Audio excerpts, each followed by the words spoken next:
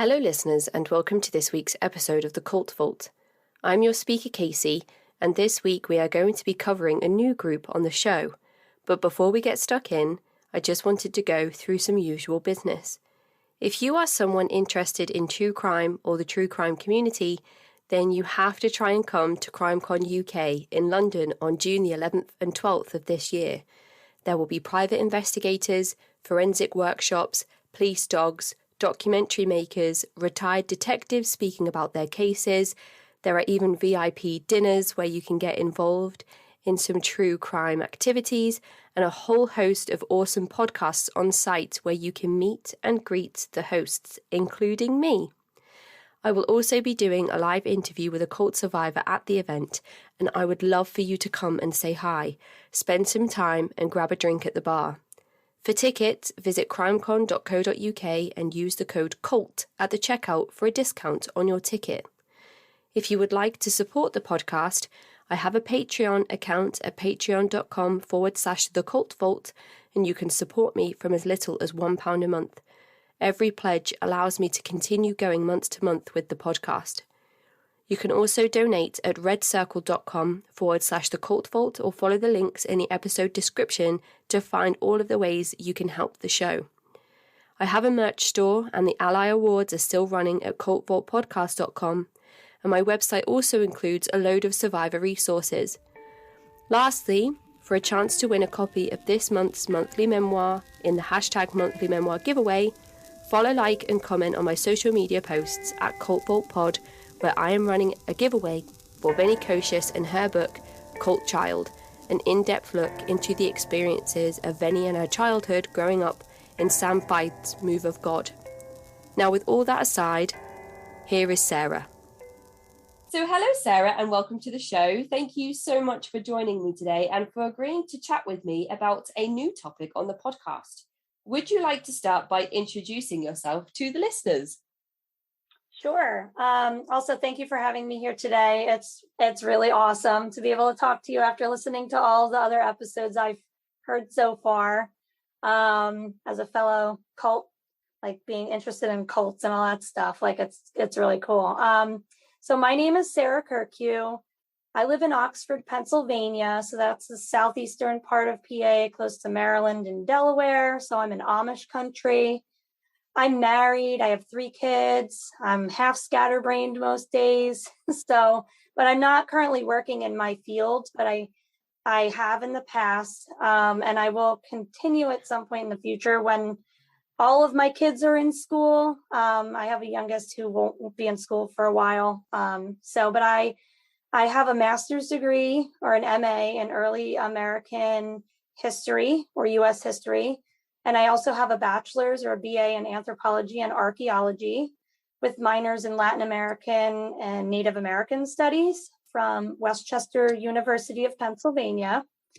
I worked in the field of history in the museum setting as a historic guide and an interpreter. So I would dress up in like colonial garb, and most people would like see me at the local Wawa, which is like a convenience like store around here. And they'd be like, "Are you Amish?" Well, they would know around here that I'm not Amish, but some people would get confused and be like, because I'd go and stop for a drink and then I'd go to work wearing like colonial clothing. I basically studied and interpreted Revolutionary War history, but I've been interested in studying cults and cult activity for a really long time, just on my own. And I thought this would be a particular topic of interest for you. That's why I had mentioned it to you, because it's one of those fringy groups that unless somebody tells you, you wouldn't have really heard of them, or maybe you would at some point. But that's a little bit about me. I don't know if there's much more. You say that like that's not much. That's a pretty lengthy introduction. I'm really sorry. Please don't apologize. I'd love to know how you became interested in early history, and if there was something that sparked your passion for learning about that particular subject matter. Oh, like early American history? Yeah. Okay. So when I was younger, when I was really young, I'd say probably 4 or 5 years old, my grandfather, my mom's father, would take the entire family on like trips through the weekend, like Friday through Sunday. We would go to Washington, D.C.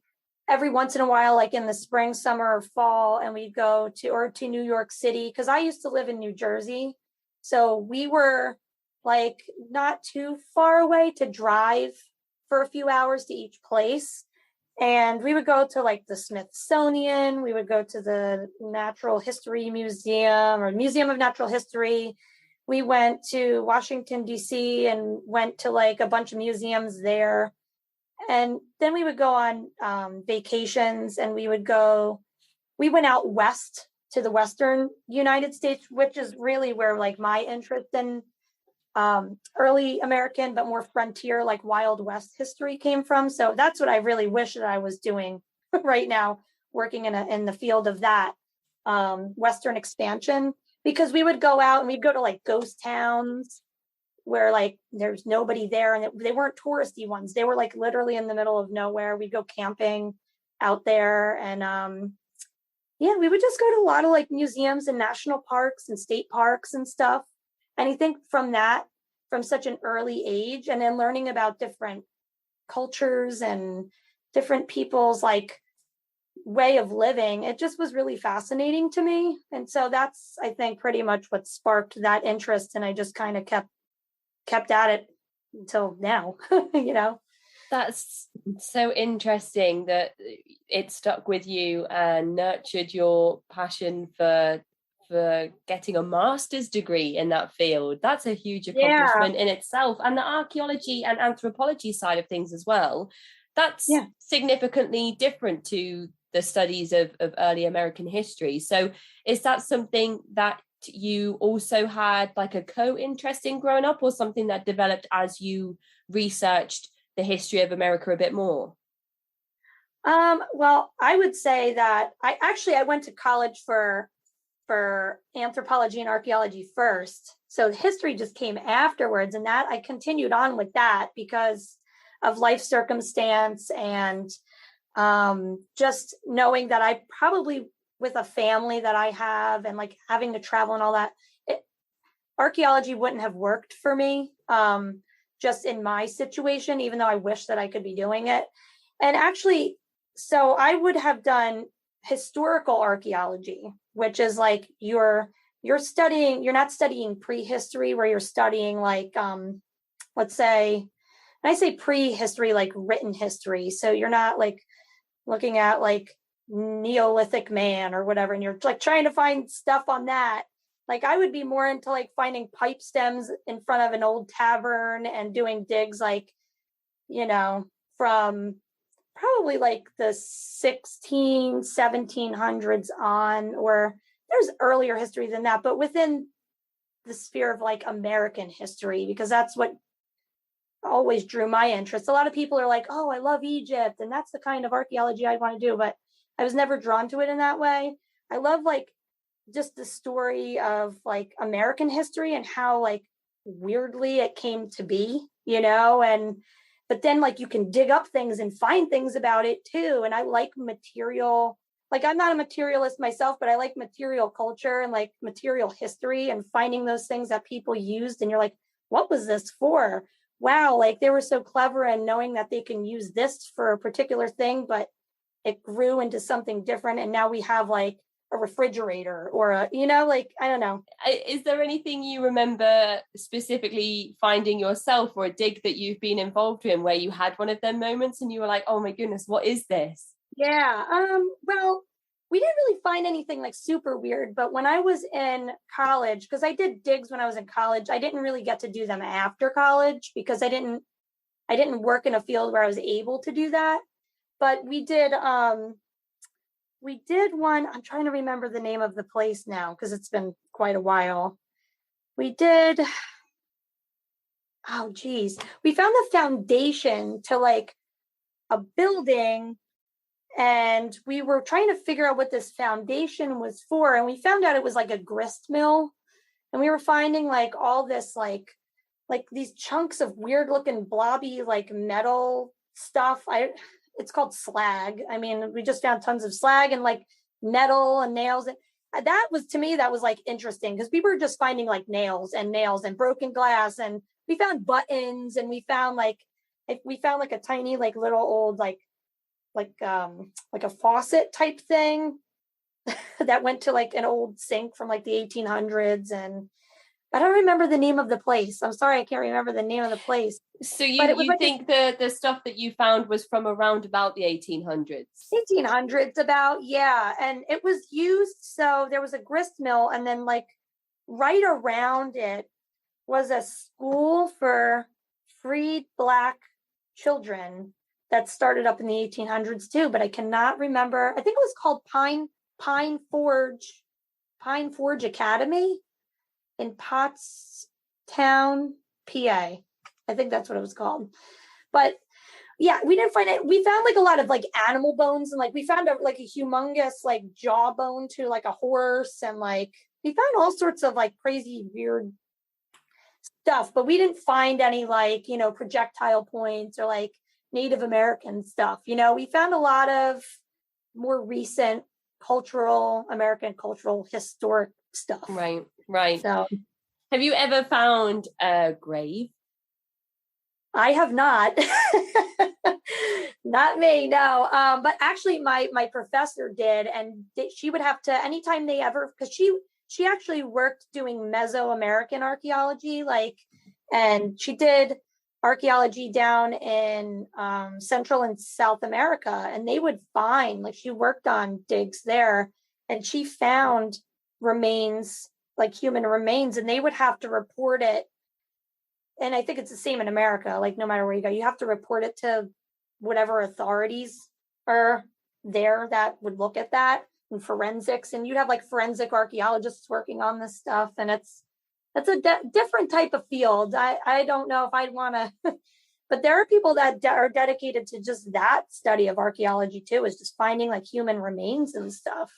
So I suppose somebody that's familiar with that field would be able to look at that type of scenario and say whether that was a natural grave that somebody had been placed into as part of the passing away ceremony, as opposed to something a bit more nefarious, like somebody had been buried there after being killed.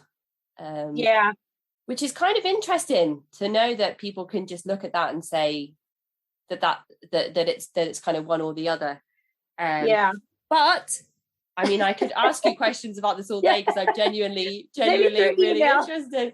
But we're going to be talking about a strange group that has come up in the media a little bit more so than usual recently because of some strange things that happened in one of the areas where one of the group's communes is based, and there was questions around whether the group was involved in what actually happened, and we'll talk all about that as we go.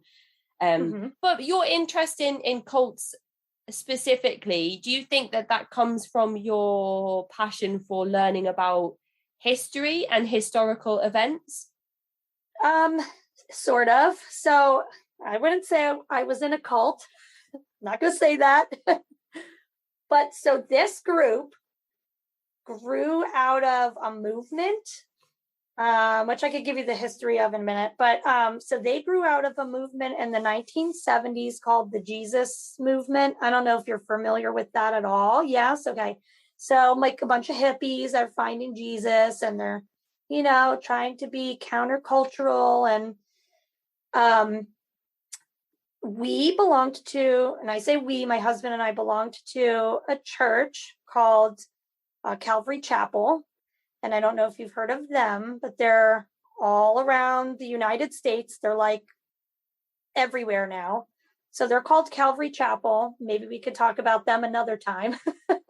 But they grew out of this movement. So that this group that I'm going to, do you want me to say the name of who they are yet or no?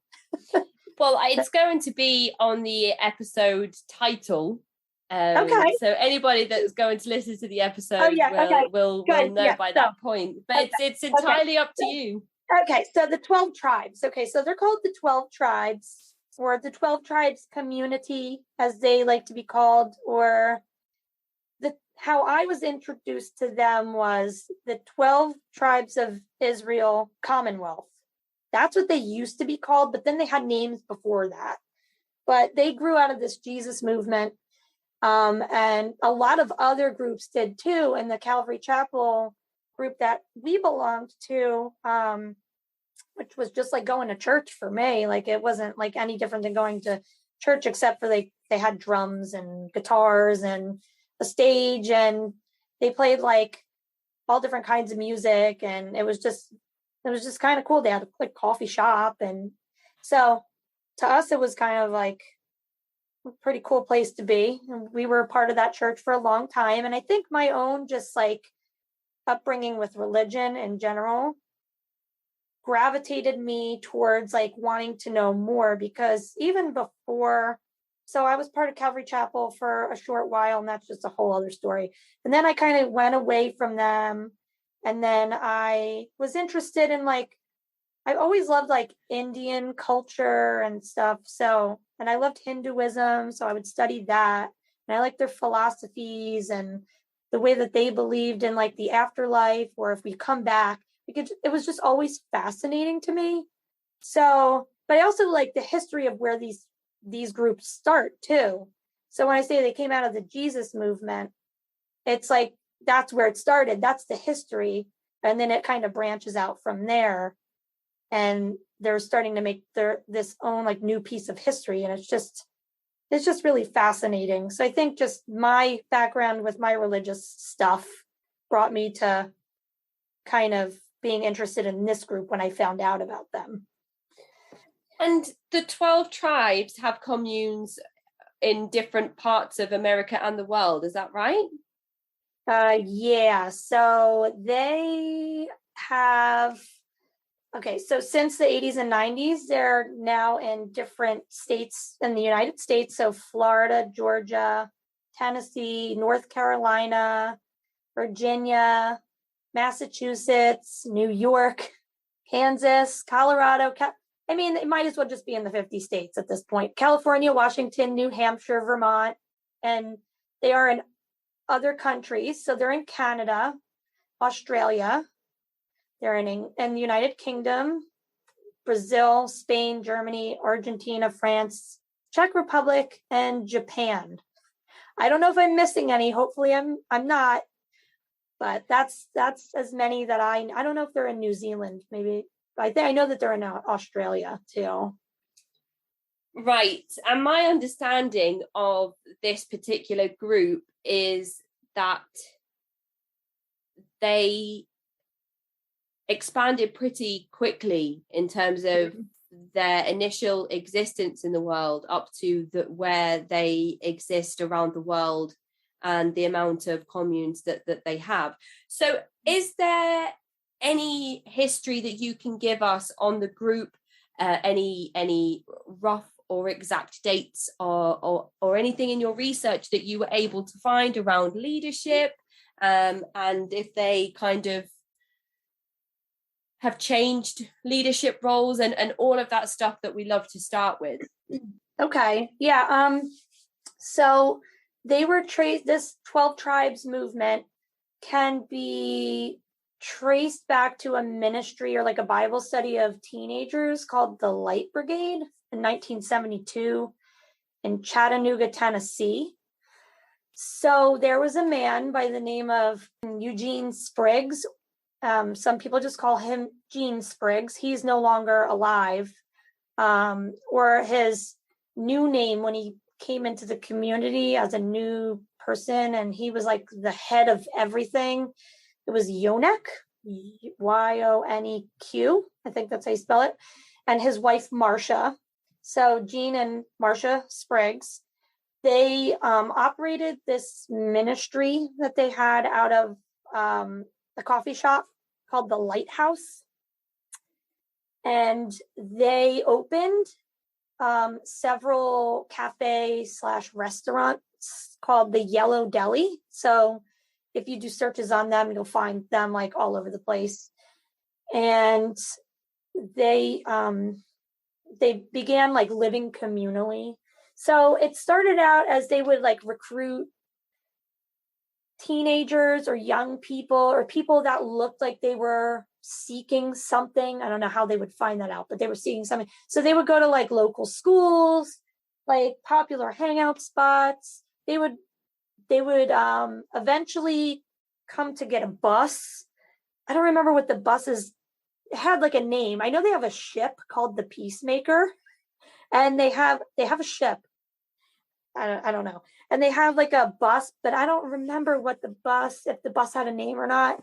But it was like a school bus that they transformed into their bus that they would drive around, and they would park out in front of like concerts and stuff. And if people were hurt, they would offer like free medical help and that kind of thing. And that's how they would sort of recruit individuals. So a lot of times it was younger people, and they were part, like this Light Brigade group was a part of the First Presbyterian Church in their town. And while they were at the First Presbyterian Church, on January 12th in 1975, it's known that they were going to, Gene Spriggs and some people were going to church on that day, or a Bible study or whatever. And there was a note on the door that said that the service was canceled for the Super Bowl, which is like a humongous deal in the United States. The Super Bowl is like, it might as well be its own holiday, you know? But for this group of people that were starting this new communal way of like being, especially Gene Spriggs, he didn't like that, because that was of the world. It was not of what the kingdom of God and what Jesus wanted you to be doing. And so they saw this and all other churches as like as sinful and not worthy to even say that they believe in God. Like, they're fallen, we need to start something new. And so they formed the Vine Christian Community Church. And then with this church, they started planting other churches around. So they would be planting churches all over the place. Like, they had a few in Georgia and Alabama and in Tennessee. And the 12 tribes eventually came to be. It grew out of a Bible study group in Chattanooga, Tennessee in 1972. And a little bit about the leader. Gene Spriggs was a guidance counselor and a former high school teacher. And Marcia was his fourth wife. I don't know who his other wives were. I don't think I've ever found them in like any of my research. But they started gathering more and more people through this 12 tribes. And yeah, they just preached from the Jesus movement that Jesus was this countercultural guy and we should be following him. This is radical. This is different. He believes that all, like there's an order to everything, and there was another, a little bit of controversy too, which I could go about later, in regards to race. And, but that I don't think came until later. Their group originally just like accepted pretty much everybody. So women, men were allowed to get to be together in the same room. They kind of dressed like hippies, like black and white could be together. Where at this time in the 70s, you have a lot of the civil rights movements going on. You have a lot of feminist movements going on. You have all of these things that are already countercultural, but yet they're still saying that, we could still come together and be of God and be one people, regardless of race or sex or age or class. So that's kind of a little bit of the history behind them. And also, really quick, a lot of people get the 12 tribes confused. So if anybody were to look this up online with the Black Hebrew Israelite movement, like the ISUPK, you did, some on that. But they're not related at all. They're completely different. Like, these are just like 12 tribes communities are like white hippie people. They look like they're straight out of the 1970s. So they're not all white people, but they do have some Black members. But like I said, I could talk about the racial aspect of it in a little while. So, and some of the footage that I've watched of the 12 tribes that people have managed to record looks like it's taken straight out of the film Midsummer, if anybody's watched that. Yes. And it's really strange because I think, and this is kind of going to be a lot of me trying to articulate my thoughts, but I feel like when people who aren't educated on cults or aware of cult-like methods of control, when they hear that word, they may jump straight to films like Midsummer or incorrect events from history and things that never really happened, like satanic ritualistic abuse and the satanic panic of the 80s. And depictions of what cults and the occult might look like through media, salacious headlines, films and TV and things like Midsummer. So I went to watch some insider footage on YouTube of ceremonies that people have recorded inside the communes of the 12 tribes. And I thought that I was watching Midsummer. Yeah. I said to my partner, this is that film we watched. And he was like, which film? And I was like, Midsummer, that really strange film. And he was like, no, the quality of this video recording is not good enough to be that film. You know, that film was in HD and it was professionally recorded. This isn't that. But I was so surprised at the similarities in the headdresses, in the clothing, in the bonnets over the women's heads and the length of the men's hair.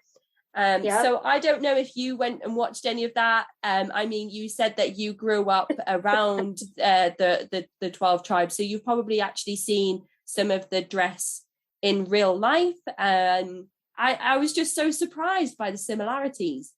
Yeah. Oh, well, I didn't grow up around the 12 tribes. I actually found out about them. So the Calvary Chapel movement that I was part of it wasn't the same. It's kind of funny how from that Jesus movement, there were different, like, varying effects of that movement on individuals who go off and like make their own thing. So I unfortunately, in quotes, did not become a part of that group and get to see what they were like. But no, I mean, I haven't seen them in person, but I have seen a lot of documentary type or just recordings, like film of these people and how they dress and what they look like. And I actually did get an opportunity to talk to someone on the phone at one point many years ago, because I did want to visit a community and I did want to do like research on them while I was in college. And my husband was like, I don't really know if you should do that. That might be not a good idea. You might get stuck there forever. And I'm like, no, I won't.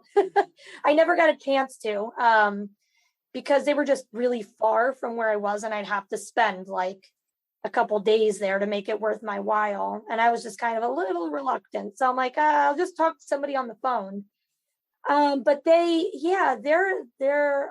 dress is what makes them look a little bit different. Like they stand out a little bit, you know, from a crowd. But if they were at like a Grateful Dead concert or something, they might not look, or like a Fish concert, they might not look that different. You know, they're they have like hippie vibes, you know.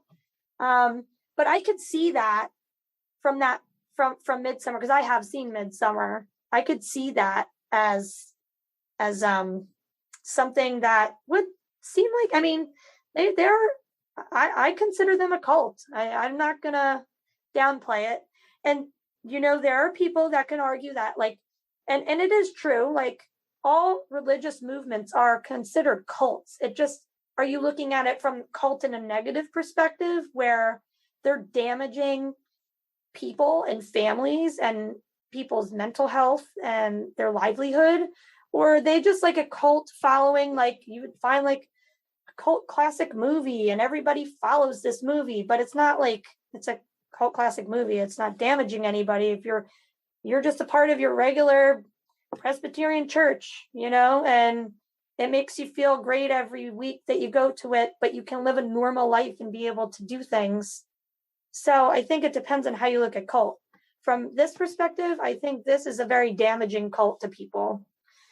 So, and if people don't like to use that label because of some of the reasons that you've mentioned there, then high demand religious group is certainly one way to describe the methods that are used within the 12 tribes, which we know about because of ex-members coming forward to share their stories, their testimonies, elders that have left the 12 tribes to come forward and share information, people that have managed to, I say in air quotes, infiltrate the group to make journalistic reports and bring insider information out into the public eye. And during your research, you sent me a whole host of sources and resources that you've used for our discussion today, which I will include in the episode description if anybody wants to go and sort of corroborate the information that we're talking about today, because we're coming at it from more of a research perspective rather than a lived experience perspective, like we usually do with survivors that we interview on the show. So if anybody is feeling a little skeptical of Sarah's research today, or if anybody wants to kind of further their knowledge and build on what Sarah presents for us today, then we will make sure that we get those sources listed. But something that I thought about when you mentioned the 1970s and the counterculture is that whole satanic panic, mass hysteria that happened in the 80s kind of really started to ramp up during the 60s with the feminist movement and women having access to birth control and music really starting to reflect the discontent that young adults were feeling in that part of the world during that time, with the Vietnam War, with Richard Nixon, and the access to hallucinogenic drugs like LSD, and young people leaving home and kind of not so much rejecting religion, but being open-minded around spirituality and just kind of not staying in one place, very free-flowing, hitchhiking from town to town and state to state, and following their favorite band around, or pursuing further education in a way that they may not have done before, especially women, and kind of multiple partners, and the free love movement, and everybody having flowers in their hair, and Haight-Ashbury being sort of the face in San Francisco of this and the height of this counterculture movement. And it was such a fast and hard decade in the 60s. It was like all this pent up repression that was suddenly lifted through this bohemian stand against those things, almost burnt out at the end of the 60s. So by the time the early 70s came, there's this huge evangelical push, and almost extremist and fringe evangelical groups and televangelists, and women start to wear long dresses again, with long sleeves and buttons up to the neck, and it's almost like religion falls back into favor with a lot of the American population, from what we can see in studies that have been done around the counterculture in the 60s and 70s. So by the time, and I guess from that, the Jesus movement was born. So people are like, I have really kind of enveloped myself in the 60s, and I'm not ready to leave all of that behind, but I do want to keep Jesus with me, or I do want to build my relationship with my faith. And so to have those two things together, you have this Jesus movement. And from that, in 1972, you've got this group of very motivated individuals led by Jean Spriggs, who decide that they're going to take their message and their core beliefs and their correct way of practicing their Presbyterian Protestant belief systems, and they're going to spread that throughout America. So they are very clever in how they do that. You mentioned the Yellow Deli, which is a chain that started off as one and has since given birth to a whole host of delis throughout America. And maybe people have eaten there and not even realized, but it's kind of like a first stage of conversion when you visit a Yellow Deli, because the food is cheap, but it's supposed to be really tasty. And the delis are open 24 hours a day. So if you find yourself hungry with nowhere to go and you're looking for a good meal at 3-4 in the morning, or somebody finds you on the street a little worse for wear and they're like, hey, I know where we can get some really good food, and you go to the Yellow Deli, and the staff that are there, or the volunteers that are there, are very well versed in proselytizing and asking you questions about yourself and how that would work in the way that the 12 tribes perceive the world and how they practice their religion. And so that's kind of where we are. And you've given us such a fantastic history and introduction. And I thought it was just interesting to link those two things together about the 60s and then the birth of the 12 tribes in the early 70s, and how that's managed to build on and on and on and on up until where we are today in 2022. But what was really interesting is how you mentioned the rejection of worldly things and secular ideas and beliefs, but following bands around to find discontented young people who like to go to concerts and then ask them if there's anything missing in their lives and if the 12 tribes can help them find what that is that's missing, is very secular. That's a very secular thing to do, to follow bands around, I feel like. And also to the branding that they use is very much flowers in your hair, Austin Powers kind of vibes. And that, I feel like that too is also quite secular. Yeah.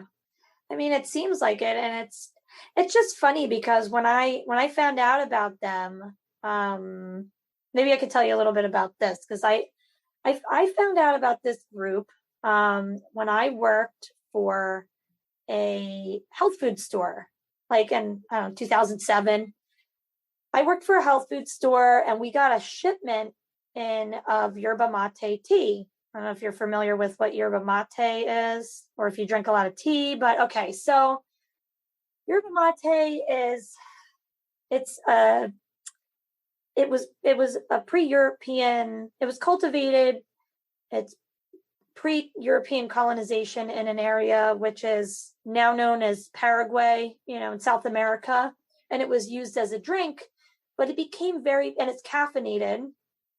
And it's just drunk as like a regular tea. You can either get it in like a packet or a sachet, or you can get it loose leaf. And we got a shipment of this in.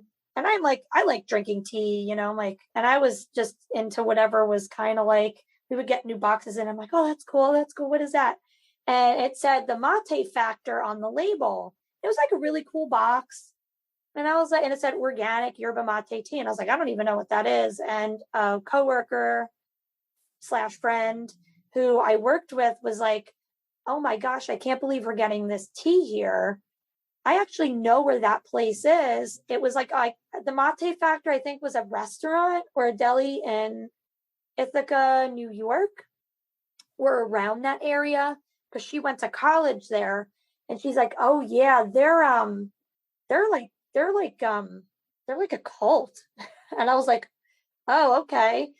She said, yeah, they have like their own businesses, and they like they proselytize to all the like college kids that are coming out of class. Like they'll be walking on the sidewalk, down just like minding their own business. And these people will just be like handing them pamphlets, and which they call free papers, which you can get for free on their website digitally, or you can actually contact them to order them like for free. They'll ship them to you for free. They're like newspaper material. It kind of reminds me of, and I'm not comparing these two in any way, like religion wise. I'm just by the product. I would say it reminds me of a watchtower from like the Jehovah's Witnesses, because it's certainly their version of propaganda. Absolutely, yeah. Especially if you go to look at them online, and the some of the wording is similar to something that you might see in Watchtower. Yeah, absolutely. Yeah. So, and because that's the way that because like a lot of Christian groups will use tracts or like these little tiny pamphlets, and you might find them here or there. Somebody might hand you one.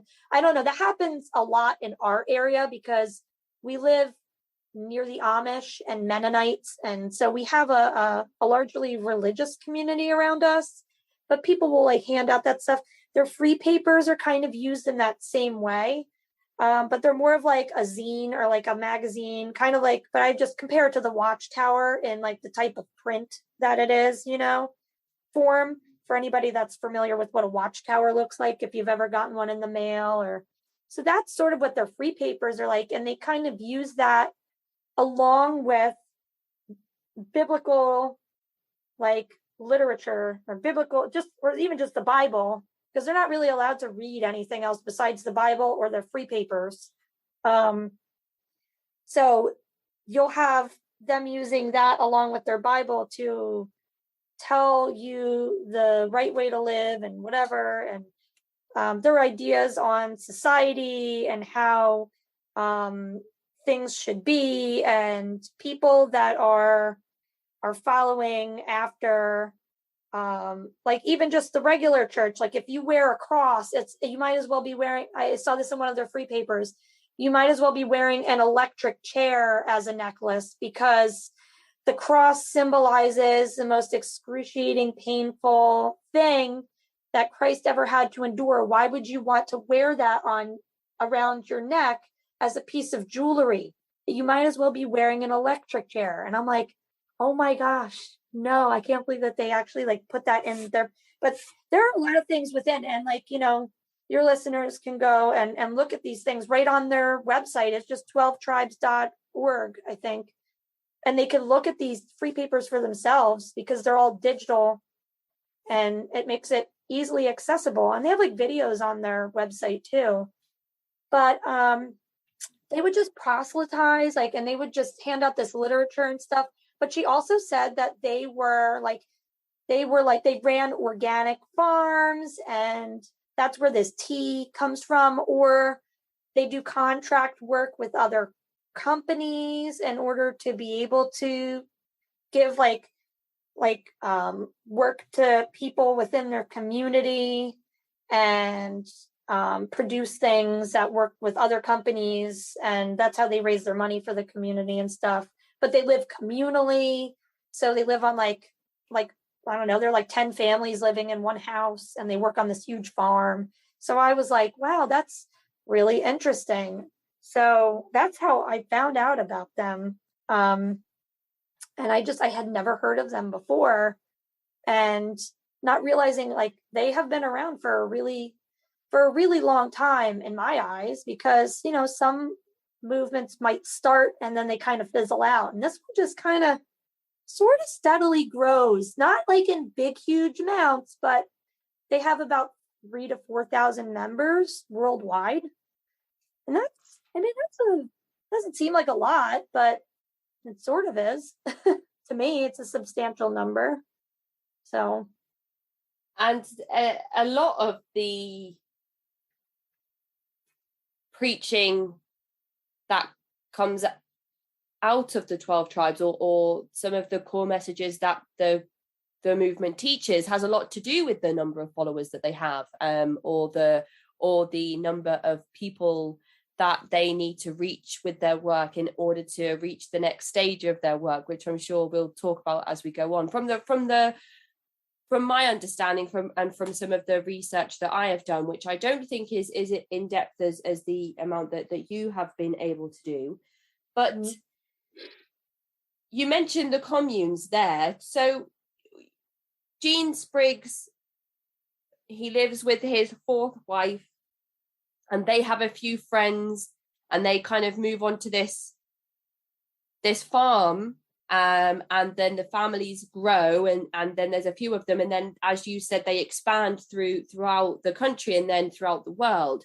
Do you know where the very first commune was established? Was it in the same area that the Light Brigade was functioning in before it turned into the Vine Christian Community Church, or was the Vine Community Christian Church the first established commune? I don't remember if it was the first established commune, and I'm not sure if the first, it might have been, and it was in Chattanooga, Tennessee.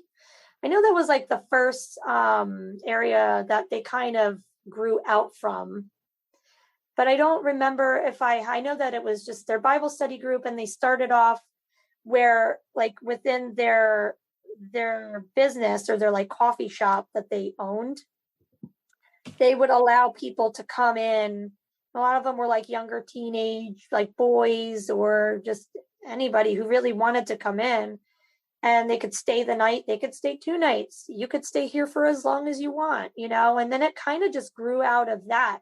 I don't know if they were really originally thinking of starting a commune. I think the intentions of the beginning of this were pure ones. They weren't like, I'm going to become the head of this, I don't even know if they really like to call themselves a church. They like calling themselves a community, and I think it started off with them wanting to just have a wholesome place, because there was just so much craziness going on in their world that even when they showed up for church, for their church service at that Presbyterian church that day, and they noticed that even these people who are supposed to be following God, now they're following a worldly thing like the Super Bowl and not giving honor to God. They're not even here for what they're supposed to be.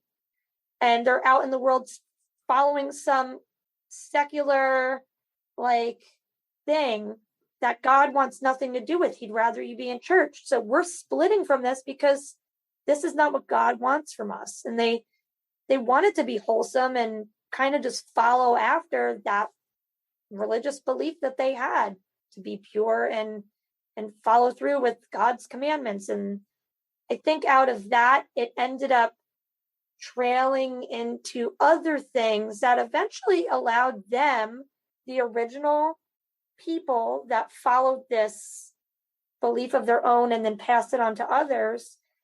And then the elders worked with other elders within the church who were men, because women have no say in any of the stuff that goes on in the church, which unfortunately seems like a common theme with a lot of these groups, especially Christian groups. But they made like the decisions on how children should be educated, how they should be raised, how they should. So eventually they started not allowing their children to go to public school.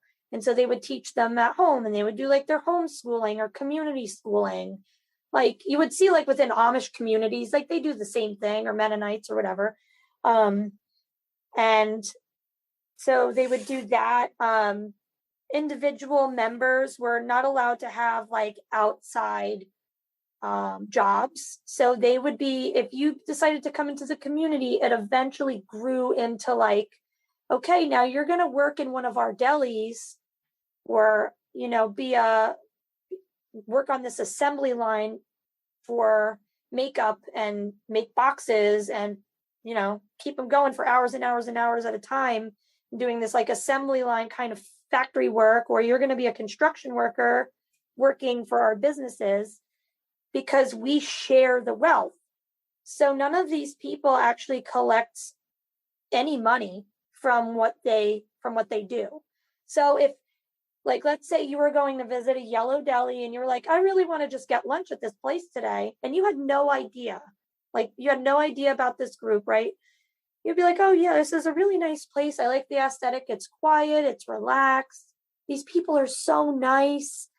But the person that's serving you doesn't get a paycheck. They've probably worked for like 18 hours. You don't know how long they've been working.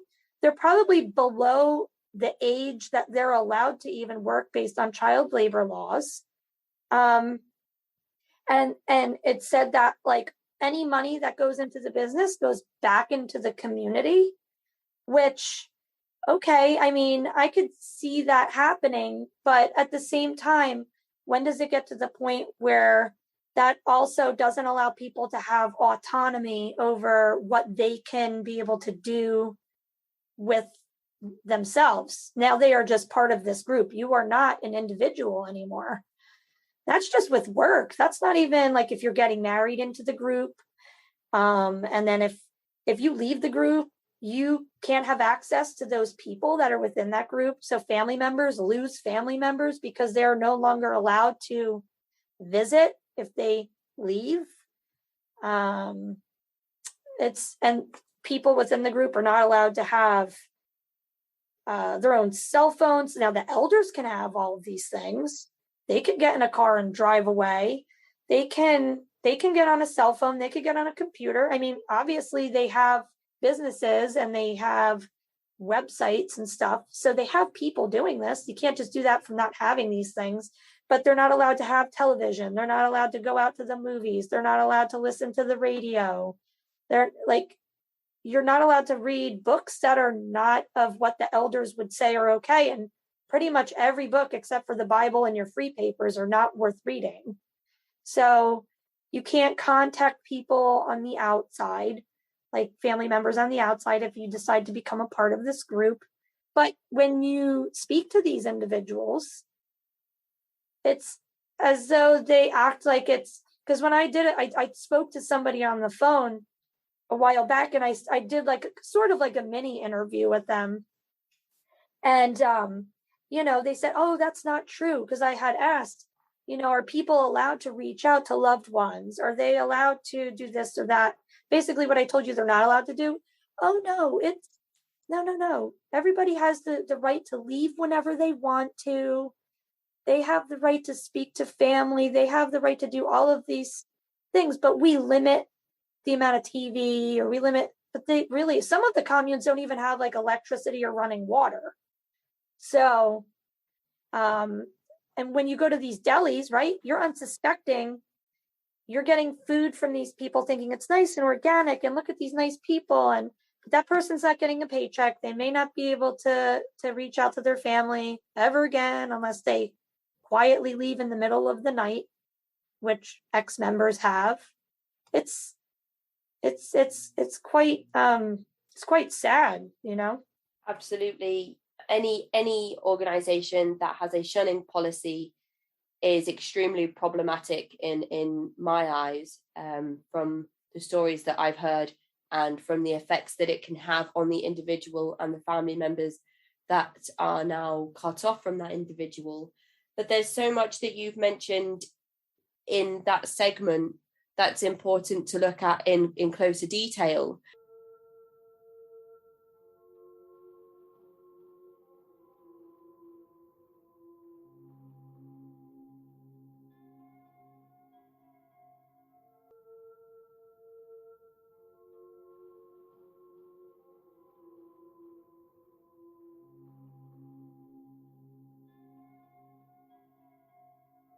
So this commune in Tennessee that Gene Spriggs sets up with his wife, it's almost like the testing ground for expansion. Mm-hmm. This is where they come up with their ideas around education, around their ideas of child discipline, around their ideas of marriage and relationships, and what time the day starts and what time it ends, and various jobs that need to be carried out on the commune. And it's kind of similar to how groups like Synanon started. Synanon started right. with heroin addicts looking for a place to get together because there was Alcoholics Anonymous, but there wasn't really a place for people that were struggling with substance abuse or substance addiction to go in and get support. And it was almost like the people that were struggling with substance abuse or substance abuse and substance addictions were being turned away from things like AA. So Charles Diederich is like, hey, come and hang at my place. That wasn't really his place, I don't think. I think he did like a Charles Manson and kind of just hung around with people that did have a place for him to crash. And so one or two people start sleeping on the sofa on the floor, and then they stay, and then more and more people come and join. And then before you know it, there's a safe haven for people that are struggling with substance addiction to come. And then they get the shop on the beachfront in Santa Monica, and it just grows and grows and grows. Yeah. So I don't think that Charles E. Diederich set out to have a commune, but of course that is exactly what he ended up with, and more so. And people would earn their keep by using the skills that they had or skills that they could develop within the commune. So if you were an accountant before you joined Synanon, then you would help with financial things. If you were a mechanic, or if you had an interest in cars and some experience in how to fix them, then you would work in the car repair section of the commune. And so it sounds very similar in the way that it just starts off with a few like-minded people who are kind of crashing together, who think, we really have worked out a system or a way in which we feel is true to our belief systems. And once the first commune is established, and it grows and grows and grows, and then they buy a bigger plot of land, and they really start to hone in on what they believe is the correct way to do things, and have a very positively functioning community, then it expands, and they use the blueprint that they've created and the template that they now have to send faithful and devoted members to a couple of states over, to open a deli over there, or to open a coffee shop over there, and then to get a rural piece of land, or a big home, and invite other families in. And the interesting thing that you said about the volunteers that work in the deli, it's expected to tip over in America, and I imagine that they are not allowed to keep the tips that they receive. Nope. But something I watched in one of the videos that I watched to kind of prepare for our interview today was something that Telltale Atheist did around the 12 tribes. And he mentioned that the people that work in the deli, you couldn't just join the 12 tribes tomorrow and be given a position in the deli. It's a very funneled and very systematic ladder that people need to climb, or would be expected to climb, in order to be offered a position to work in one of the delis. Because of course that is very secular. It's out in the world. You're interacting with people outside of the faith-based group.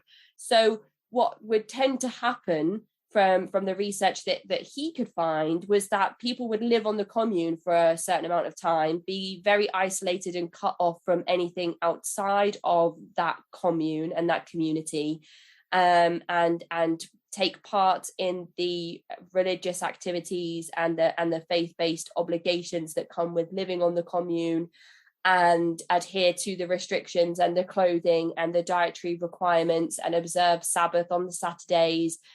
And then when they were seen to be devoted enough to the cause, would be invited to go to the nearest deli and be offered a position to work extremely long days for very, very little. And it's kind of it's frustrating because you could unexpectedly go into a place and not ever realize that you are participating in slave labor, right? Or child labor or whatever. You don't even know that, because these people are not getting paid anything, or they might be too young to even be able to work. So you're supporting something and you wouldn't even know it until maybe somebody said something to you, and you might be like, really? But I go there all the time. It seems like such a nice place. it doesn't matter, you know.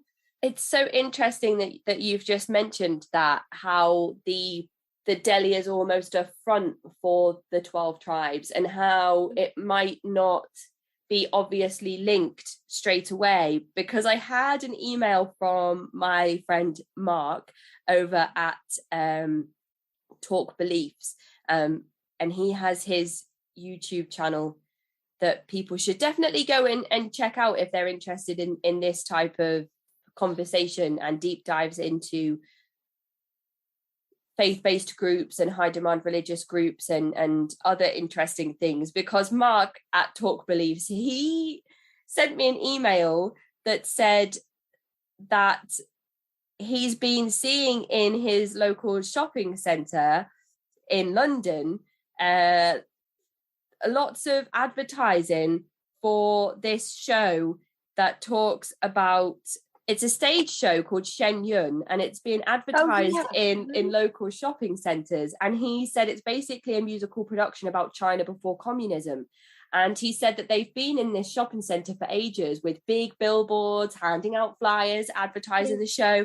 And he was like, oh, maybe I'll go. But then he got an article in his inbox that basically just said from peoplesworld.org had done an expose saying that the stage show itself is funded by the is funded by the cult Falun Gong, which is very problematic in itself. If anybody's heard of that group, there's a lot of talk around belief in aliens and other worldly species, and they have very problematic views around communism, and Falun Gong's like a whole other rabbit hole. But it was interesting that Mark sent me that, because he was like, I never would have ever realized that this group was working behind the front of the stage show. So all of the money that's raised could just be funneled straight back into a group like Falun Gong. So not only could you be inadvertently supporting child labor or slave labor, you could also be endorsing the other things that happen within the 12 tribes outside of the delis, in places like the communes, which we know from news articles and inside videos is also extremely problematic. And I'm sure we will talk a lot more about that as we get into things, because a lot of the rhetoric and a lot of the child abuse is what might give this group the cult label from outsiders looking at news articles and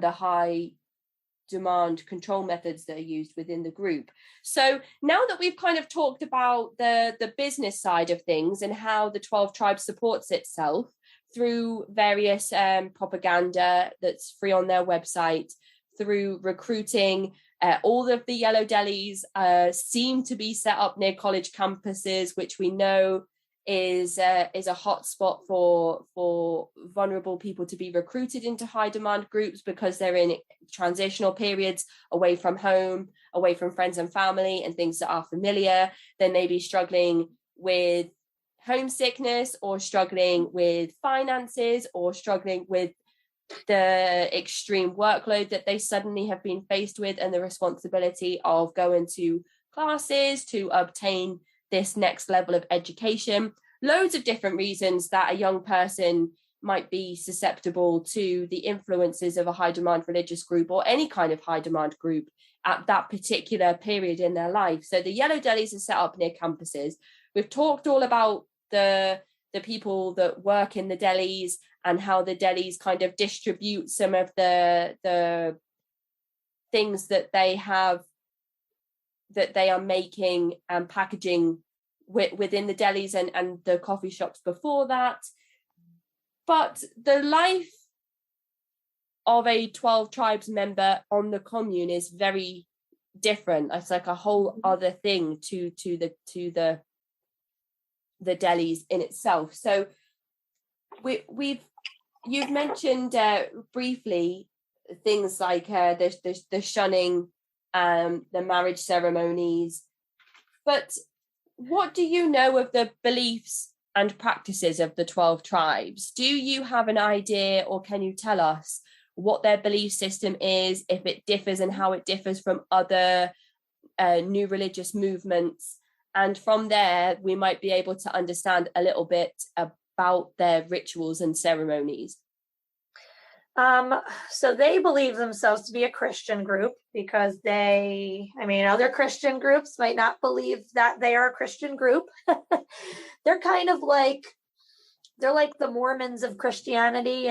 People would say that Mormons will call themselves Christians, but then other like a Baptist Christian would say, no, Mormons are not Christians because they have this other set of beliefs in this other book, even though they also follow the Bible. So it's kind of like that. Like they believe themselves to be a Christian group that grew out of this movement in the 1970s, but they're like messianic in their like rituals and their beliefs. So they practice Pentecost and Passover and a number of other different messianic traditions. And I don't know if they follow things kosher, and like, I know that they don't in their restaurants because they're in a restaurant serving the public. And they're not really considered that, but I know that I don't know what they themselves at home do, but I know that they follow a mostly vegetarian diet, although they do allow themselves to have meat like as a special indulgence. But that might be for like all the people that are not elders. Like the elders sometimes get special treatment behind the scenes where people aren't seeing it. So they may eat dinner at a different time, or so they believe in Jesus as the Son of God. So like any like Christian group, they're like Trinitarian. They call him Yeshua, which they say is the closest to what Jesus's name actually was in Hebrew. They believe that accepting and living by the Bible is the only way to get to heaven, like the only way, but it has to be their way. It's not like living by the Bible and then going to a Pentecostal church or a Baptist church, or it's what the 12 tribes is telling you and what they're teaching from the Bible. Hell is the ultimate consequence for those who leave the group. So it's not leaving Christianity on the outside. You're already in hell. If you leave the group, you're in hell. Or if you're not following the Bible and the way that they're teaching it, and you're kind of going against what they say, which a lot of people within the group aren't typically doing. A lot of them just end up leaving because they just can't deal with the rigid structure of the group. But if you don't follow exactly what the Bible is telling you from what the 12 tribes elders are telling you that the Bible is saying, then you are going to hell. But they get up. I know that and I'm not sure if every single commune is set up the same, because I'd have to go that would take a lot of research to do, like on an individual by individual basis.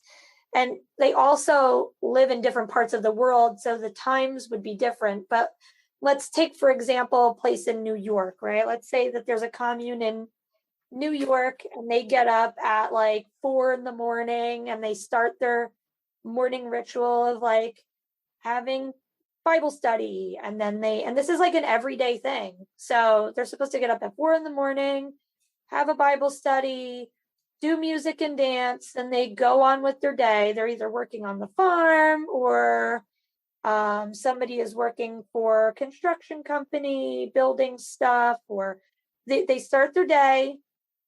The women are usually home. So women are the keepers of the home. They are supposed to have a lot of kids, a lot of children. They're the ones that educate the children, although there are men that educate the children too, within their commune.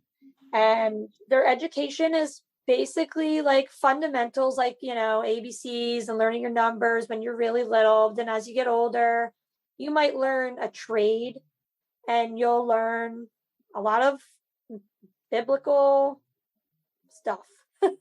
You're just learning a lot about what the Bible is teaching you. And it's how to live in the world, but not be in the world, by working and learning to do just everyday tasks. And they're not really allowed to leave. They say that you could come for a time. And so here's another problematic thing. So they'll say that they'll talk to others about their beliefs, and they're on the street, maybe they're just handing out some literature, and they'll talk to somebody that's coming off of a college campus, and they're like, hey, I'm having, and I saw this in a little news, like a little news clip, where a guy was sitting at the Yellow Deli. He was a journalist, and he was handed a pamphlet, and they were like, oh, it's Friday night, and we have this like Friday night celebration. Why don't you come join us? And he goes, oh, okay. So he goes and he watches what they're doing. He goes and he said that, they said that there was no limit on how long he could stay. You could stay for as long as you want. And you can leave whenever you want. So these people are told that they could come in and they could stay as long as they want. They could leave whenever they want. And, you think, oh, wow, okay, so that's really nice. Like, I could come in and come out anytime I want.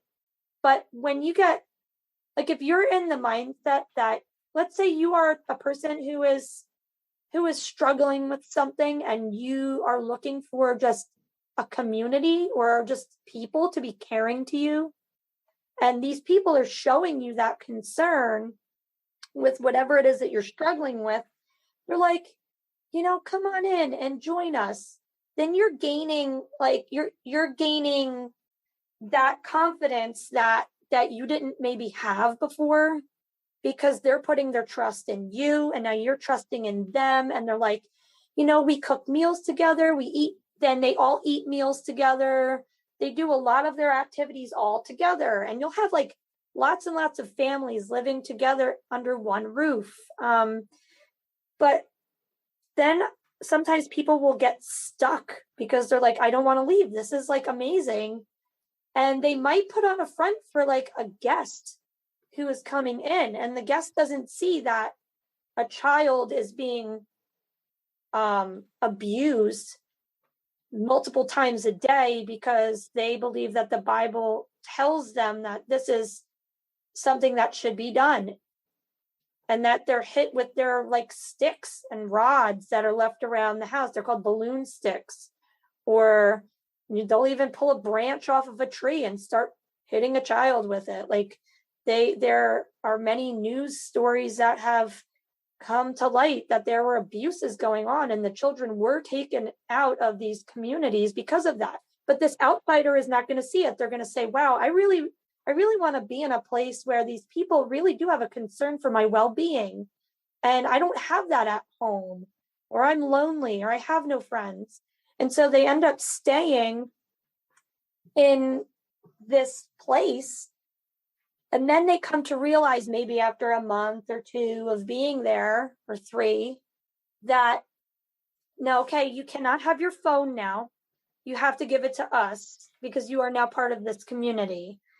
You have to give up your old job, or you might not need to attend those college classes anymore because you're not going to need them anyway. Christ is coming soon. You're not going to need them. We need to do what's going to further the kingdom of God, right? And they're taking these people in who are not suspecting any of this, who might not know the group and just want a place to go. And then they get stuck. And then they start to become part of that mentality too. And now they're doing it to other people. And then it's just like feeding off of it. And then they get people that come into the community.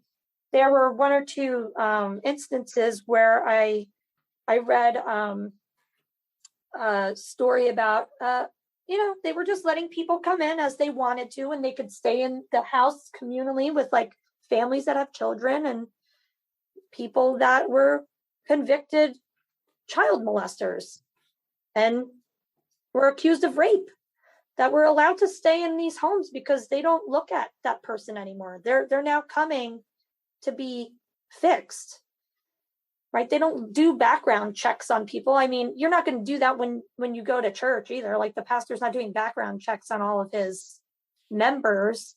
But at the same time, you go in the church and then you leave the church. You're not staying in a communal household for days at a time or months at a time. And then now you have a convicted child molester living among you.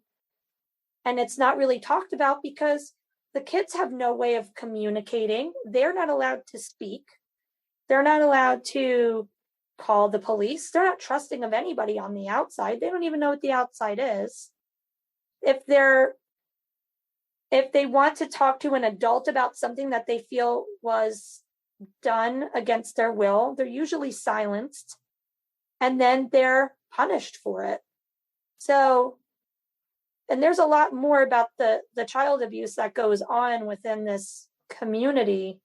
That's just part of it. And it's sad because when the legal system does try to do something about it, you might have those within the legal system that for some reason are not accusing the adults who should be accused of this particular crime, and then the children are sent back. And I don't know if that went off topic from what we were originally discussing, but it's sort of like, it was flowing. Yeah, it was definitely flowing in a coherent way. And it's clear that all of your kind of research was tying itself together as you were talking. And one of the things that I had written down here in terms of the children, that there's not a lot of laws around homeschooling in America. So the bar for the curriculum and what's expected for the education of homeschooled children in America is quite low, unfortunately. And I know that there's a lot of activism taking place in certain parts of that country at the moment that is trying to tackle homeschooling as an industry or as a practice. But something that stuck out to me from some of the research that I did was that children are not allowed to play in any right. sense of the word. Nope. So if they try to make believe, or if they try to make up games with their peers or their siblings, then they are, as you mentioned, whipped, paddled, struck on the hands or the backside. And something that is also restricted and forbidden within the 12 tribes is any type of anthropomorphism. So if there's any talking animals, so if there was to be a depiction of Noah's Ark, if any of the animals were seen to be talking, or if the sun has a smile on its face or anything like that, then those texts or images would not be allowed within the 12 tribes. And I don't know if that's because that encourages play or make believe or imagination, but that is so detrimental to a child's development and learning and just their right to be a child and play and create games and be competitive and learn through play. That's one of the most important things. My 8-month-old is already she is going for every ball, every teddy, every toy. She is just grabbing hold of anything that she can find. And if it sings a song and lights up, oh my goodness, she is just in her element.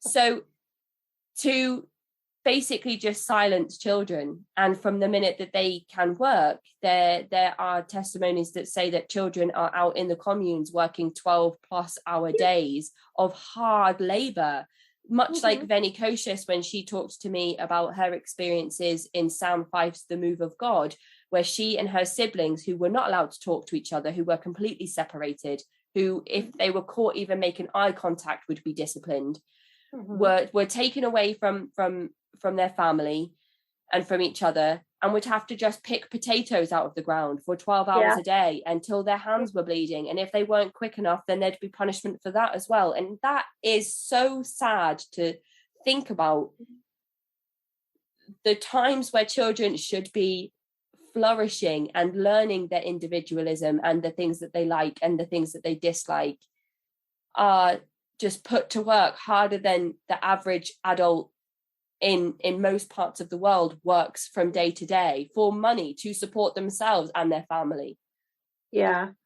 And they are known to do this. They see. So what I can compare it to is, because I live around the Amish, I'm going to just use them as the example. But you'll see like an 8 or a 10-year-old like on the back of on a plow he's on, like, I can't really describe it, but he'll be standing holding like a team of horses on this like plow, and the horses are just going, and he's like plowing the field, and they do this all day, and then you'll see them like digging out in the field, and I'm like, I could see, like, I it's funny because I see that, and I'm like, wow, that kid is really like, gonna know how to run his own farm one day. But at the same time, I'm like, that kid is so young. They do play. The Amish kids, I see Amish kids playing all the time. They're outside kicking a ball around, or they're on the swings or whatever in their own, like area where they live on their land. Because we live near so many Amish farms, like I see them all the time, but they work alongside their parents. But when I see this occurring within like this particular community, and hearing about kids that are disciplined for not doing enough work with being able to pull up a wheelbarrow that's way bigger than they are, and like kind of just doing hard work throughout the day, not getting a proper education, and not being able to actually just play and doing what they're developmentally supposed to be doing for their age in order to grow those brain pathways to make their brain grow and to figure out the world even better as they grow. You're now like sticking them into this like bubble and not allowing that human being to grow, and they're stunting their ability to be able to learn things the way that they're developmentally supposed to be. If they were someday to decide to move out into the world and do their own thing, they're like, what do I do? And there was a case where a 14-year-old boy was in school. He ran away. Like, he ran away from his home. He was 14 and he was adopted. He was from one of the New York communes, and he was sitting in the classroom, like in one of his little, like the little classroom, like a couple desks, and there was a teacher up there, and asked a question of the class, and the boy didn't raise his hand, as he says. And his name is Kevin Donovan, and he does say it in the video, and I think I sent you the link for it. But he didn't raise his hand, and the teacher went out and got a branch and made him pull his pants down and just started hitting him as hard as he could. And the kid stood up and he ran towards his father's office. I guess that was like right near the classroom. And the father asked how many times he was spanked or struck. And the kid said, I don't know, maybe like 9 or 10 times. So his father takes out a bamboo stick and starts hitting him even more and even harder than the teacher did. And he said, you didn't get the discipline, you didn't take the full discipline the first time. Now you have to go back and take it again. And so he had to go back in and get hit by his teacher because he didn't raise his hand in class. And the boy just eventually, I don't know how he escaped. They didn't really go into detail about it, but he escaped the community and he was adopted out. He was so young. That's like one of those cases that doesn't happen too often. He like knew to leave. Some people, because of the fact that they don't have the proper developmental tools to grow from, where like imaginative play and all of that, and you're not even allowed to play at all, how are you going to like grow your brain enough to even just know that there's an alternative to what you're doing?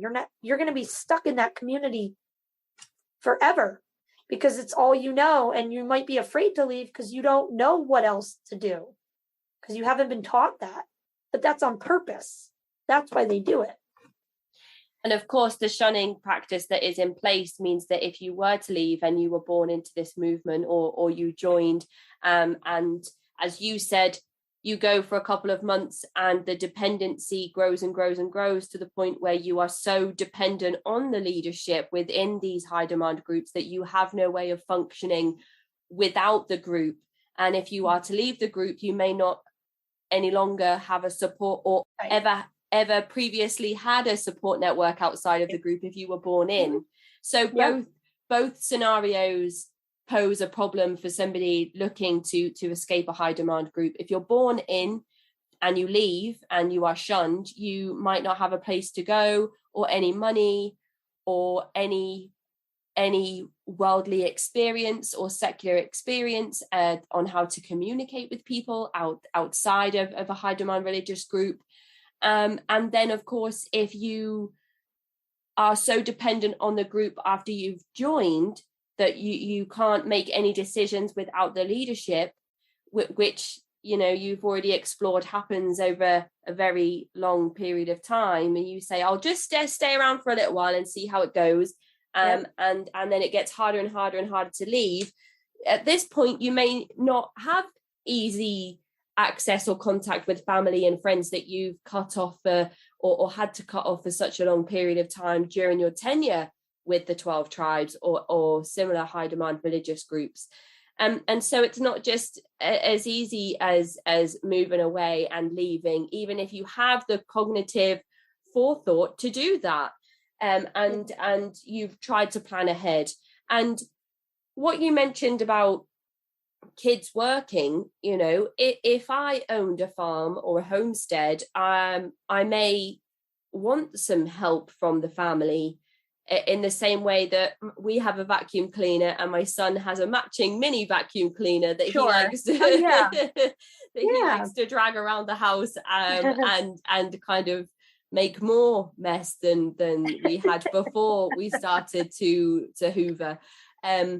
But we don't have farmland and we don't have we have a nice huge backyard, but we don't have anything like that. But if you lived on a farm and it was a family run farm, then you might there might be a level of expectancy of children to help with some of the workload in the same way that kids might do chores in the house for pocket money or allowance. You know, you kids, you do the dishes and you sweep the floor, or let's change our bedding, and those simple life skills that you encourage, not only to make the house cleaner and life easier for everybody. I mean, maybe not necessarily the kids if you're having to nag at them all the time to do their chores, but also just helping them to develop those basic life skills that they need when they do leave.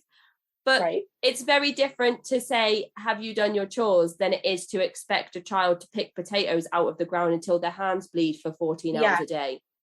Yeah, exactly. And like, so we have a yard here and I have a garden, and my kids, you know, they'll come out and help me with the shovel and dig dirt and dig in the dirt for worms and like pick veggies and all that kind of stuff.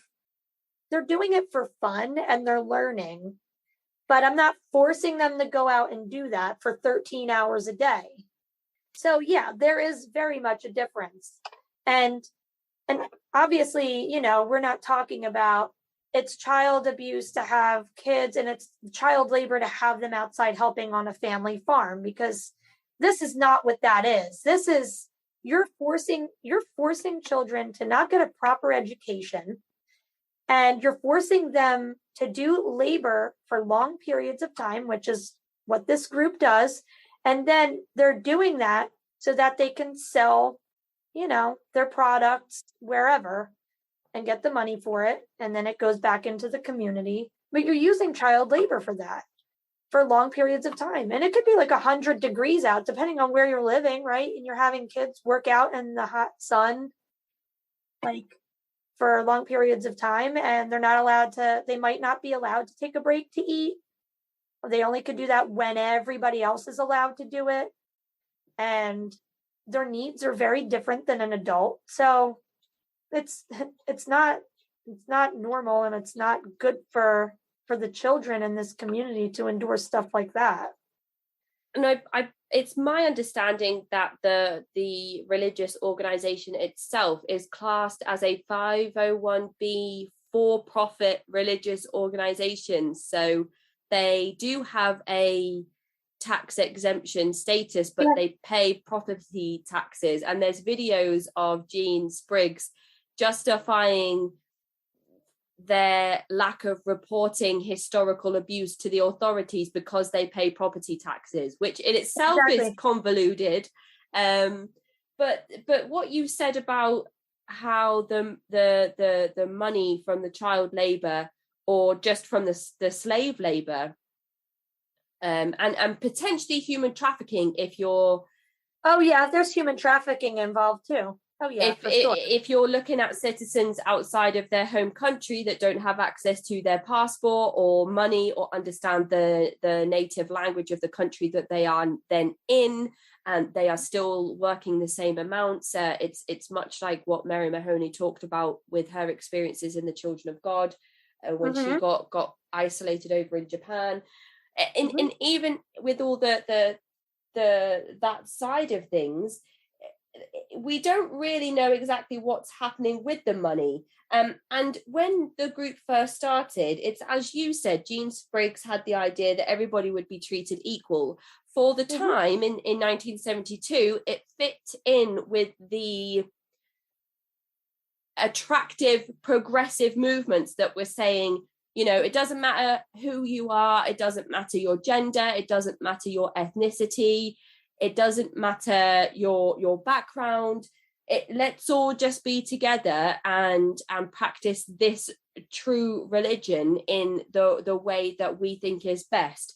But of course, that progressiveness didn't last for long, because Jean Spriggs was then at some point being called the Anointed One, and then you have elders, and so there's already this hierarchy coming into play, and the elders have special treatment that is so hypocritical, because then you're kind of going back to the reason the group started in the first place, and that's because one church service decided that they wanted to go watch the Super Bowl, and the original founding members don't think that that's good enough.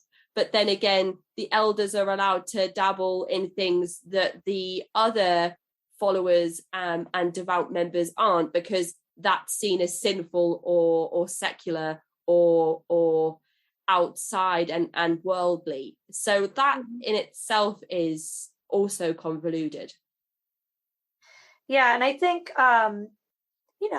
like I said before, I don't think originally they believed that they would be to the point where they had come to.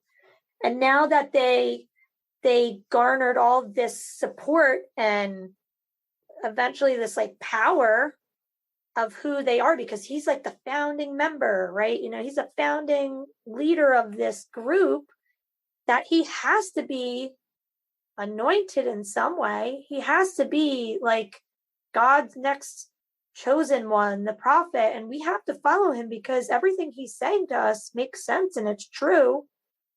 And because you have this happening, maybe he himself doesn't really care about the religious aspect of it anymore, right? Maybe he, in his mind, fell out of that. And then, but he knows that like he has this power now. Like he's the overseer of all of these people, and he can just tell them what to do, or he could tell the elders to tell all the lay people what to do, and it will get done. Because look at what he's created. He has the power, and he could just do whatever he wants now, and nobody could say anything to him or touch him. Now, I'm not saying that that's what he thought. I don't know what in his mind he was thinking. Maybe he still believed in it, and maybe it got to the point where he kind of started to believe in his own lies about who he was. That also sounds familiar of David Berg with the Children of God, who kind of started off with this core group and expanded with this international business. Yes. And now it's a multi-million-dollar religious movement that that has grown to be worth that much money, or to have made that much money through human trafficking and slave labor and child abuse. It's so it feels very similar in that way. The Unification Church is still the number one sushi provider in America, so they are still making millions and have made billions of dollars through their newspaper, I think it's the Washington Times, that they created. And so a lot of these new religious movements have these business infrastructures that support them and enable them to continue growing. So it wouldn't surprise me if Spriggs had started off sincere in his thoughts, but as the empire that is the 12 tribes continued to grow and grow and grow and grow, that it became more about growing a business than it did spreading the message of Yeshua and their love for the one true Jesus and their love for their belief system. So we've talked a little bit about some of the problematic things that are happening within the 12 tribes that we know are happening from testimonies, from witness statements, from court cases, from news articles. But something that comes along with the religion or religious movement positioning itself as progressive and then quickly changing its stance on that comes the oppression of women within the group, and how wives are expected to submit to their husbands and to dress in certain ways. And I actually read somewhere that women are expected to have at least 7 children. I don't know about that. They might be. I don't know. I don't even know. Why is it because the number 7 is supposed to be like the special number, right? Number 7's like not lucky number 7. They wouldn't believe in luck, but it's like the perfect number because the earth was created in 7 days, and the whatever biblical interpretation that they have. But I didn't actually read about that. That's interesting. That's something new. But I know that they were supposed to have as many children as they could, based on having a quiver full in the Old Testament, and wanting to build God's kingdom. So that's something really interesting. But so another problematic thing with this community in regards to women is the fact that they don't, and it with everybody really, the elders, of course, are possibly just a little bit more special in that they could receive treatment. But when it comes to lay people, especially women, they don't get to receive the proper medical treatment they need, especially when they're pregnant and ready to go throughout the pregnancy, and then ready to go into labor and deliver that child. And this causes a lot of, and with a lot of the other things that this group does and believes in, they induce a lot of like psychological trauma. And there was a case of a woman in Australia. Her name was Rosemary Cruzado. I don't know if you saw any video of her at all, but she was on one of the, I think, a current affair specials that they did on the 12 tribes. And she was part of the 12 tribes community for a really long time. She had given birth to a few children there, maybe 2 or 3, or maybe it was her 3rd or 4th child. She started feeling not right with her pregnancy, and she was saying to the elders that she felt like she really needed proper medical care. And they kept saying, no, you need to deliver here. You need to just be taken care of by the midwives here. We have these midwives who know exactly what to do. And they have books on this particular way of treating women who are pregnant, like with preeclampsia or with other medical conditions that may occur when you are pregnant. And this woman had preeclampsia, possibly had preeclampsia. She had all of the symptoms of it. And I completely understand, because I had preeclampsia with my 3rd child. So I'm listening to her story and I'm like, I can't believe this woman did not get any medical treatment. She could have died. Luckily she didn't, but her baby was stillborn. Oh my goodness. Yeah, and this is not uncommon for this group. I mean, women will have they have a high number of stillbirths, or babies who are born and they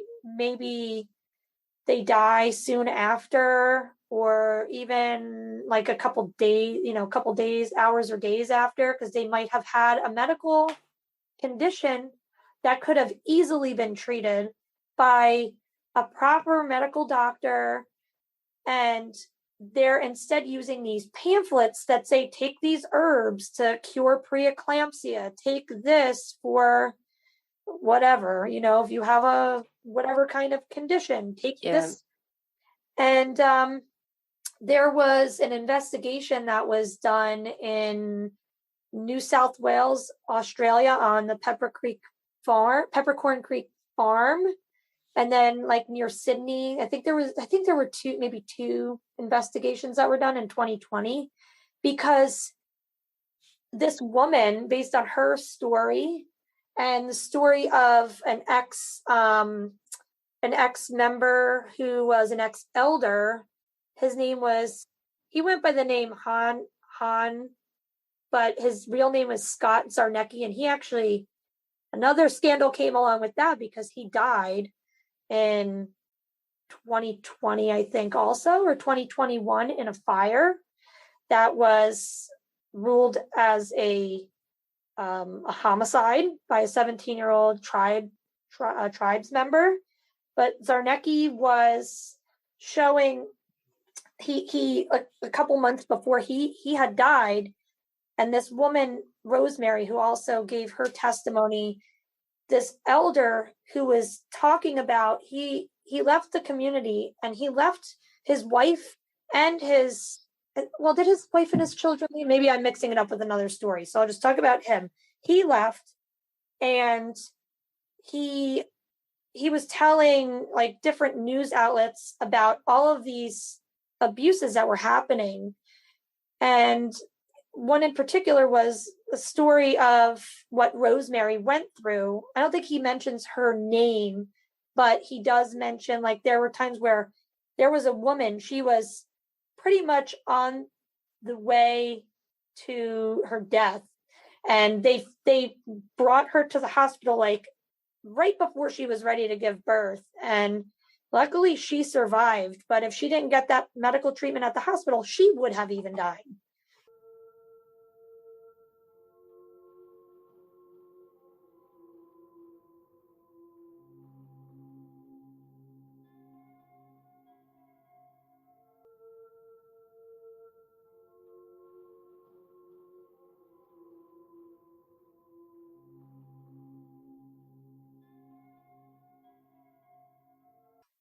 And there was sources that had mentioned that there were remains that were buried of these stillborn children. And yeah, I mean, it's really morbid and really grim, and it's very upsetting. Especially because, first of all, they always tell you at the hospital when you're going through your pregnancy, if you feel as a pregnant woman, if you feel that there is anything wrong, you must trust those instincts. And she knew, even if she didn't feel in herself, she knew something was wrong. And it's extremely dangerous for somebody who is pregnant to be carrying around an unborn that's no longer living. It's so hard to even get the words out. I know. But for some women, you said luckily she'd survived, but for some women, they would have rather it be the other way around, that they didn't survive and that their child did. And the fact that that could have been avoided if she received proper medical care is so heartbreaking to think about. And if there is such a rejection of modern medicine and medical assistance in these situations, then there absolutely is no space for sciences to help women going and fathers going through that level of grief of losing an unborn child, and those families that have buried these stillborn babies that have been found in these grave sites, and to never receive any kind of therapy or access to professional advice on how to deal with the grief that comes with losing a child. I cannot even begin to think. I mean, our daughter was born with jaundice that we didn't realize until she was a couple of days old, and her eyes were really yellow, and she had to go back into hospital for UV treatment. But if we wouldn't have realized, if the midwife didn't come round to check on us a couple of days after we were discharged from the hospital, and they said, we think she needs to go back in, who knows what could have happened and what complications could have arose. She just needed to go on like a little sunbed for a few hours. And how many times must this have happened in these types of really insular groups, where it could have been as simple as a few hours on a UV treatment bed for the baby to just be okay. Yeah, I know. Well, and then this one ex-member, he was higher up in the community, and he was an elder, and his wife had their third child, and they had to be rushed to the hospital, and he was allowed to because he was an elder. And they went to the hospital, and they said, your wife needs to get a C-section because the baby is not going to be birthed correctly and the baby might die.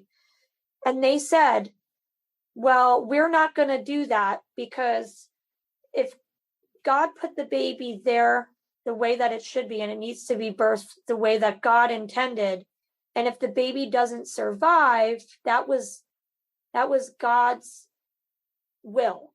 And this is what this poor woman, Rosemary, and other people who I have read about or heard talk about this similar situation going through this, they are blamed for the fact that their babies died because they're sinful.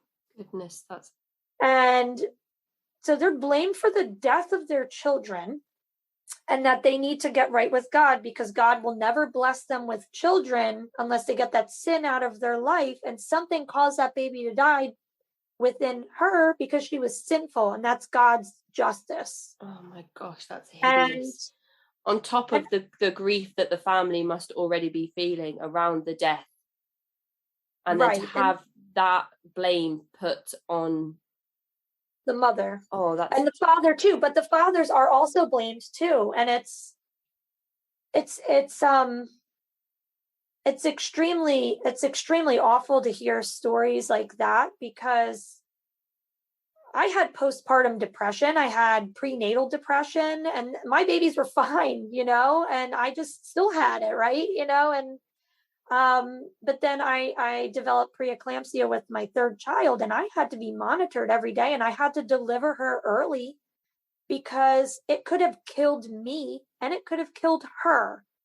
And I'm very lucky that I was able to go to the doctor and have them check me constantly, because if they didn't, I wouldn't be here talking to you right now, because it was that bad, and I might not have a almost 3-year-old right now. And I cannot imagine the grief that these women, especially because they're the ones carrying that child to term, and then they're forced to birth a stillborn child or a child afterwards. And I'm so sorry that this is like really upsetting. But it's part of what this group does in order to make people like try to stick with them, because they're telling them that there's still something not good enough about them, that God is punishing them for this, whether as an individual or as a couple,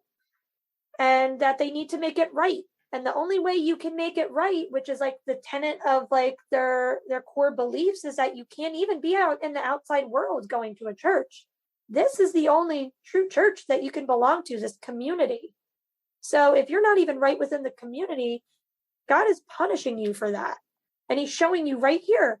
Do you see how this is working, right? And then they're just basing their medical pseudoscience off of like what they believe the Old Testament is telling them to do, but the Old Testament isn't giving them medical advice on what kind of herbs to make. This is just like whatever herbalists they might have in their community who maybe have studied and think that these are things that they did in the past. Yeah, but there were lots of deaths in the past as well, because of the fact that they didn't have modern medical treatments. And so it's insane to think that this is part of the way that they will psychologically abuse members in order to keep them within the community on an experience that is so wrought with emotion and hardship and sadness when you go through something like this. But yet people will still stay. They still stay because they feel like it's the only way. Sometimes women who have been through multiple pregnancies and labors find that their body is unable to cope with continuous pregnancies, and there's a huge strain on the women's body and each subsequent child that they do manage to birth. And of course, if there's no birth control available, and if you are expected to have these quiverful families of 7 kids or more, and there's a pressure on the woman and the man to provide this big family in the name of their chosen Messiah, or in the name of their chosen figurehead, then the pressure to continue doing that and to submit to the husband as well. So if it's his will to continue having children, then where is the autonomy for the woman in that scenario? And there's a huge thing around the matchmaking and marriage ceremonies that we can talk about with the 12 tribes after this section. But it reminds me a little bit of a conversation I had with an ex-Jehovah's Witness who was telling me about how her best friend at when she was younger, she ended up with a rare blood condition and she needed emergency blood transfusion, and her parents denied her that. They don't. Yeah. And despite the doctor's kind of wishes, the best friend of this survivor that I interviewed on the show did pass away. And to this day, it's extremely upsetting for her to talk about and think about and relive. The grief is still clear in the way that she communicates her memories of the friend that she lost.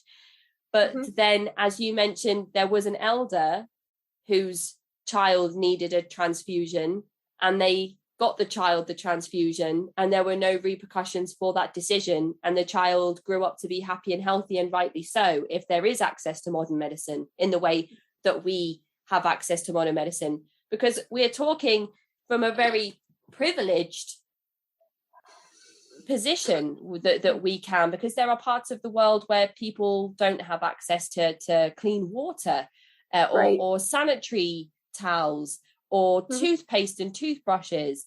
There'll be very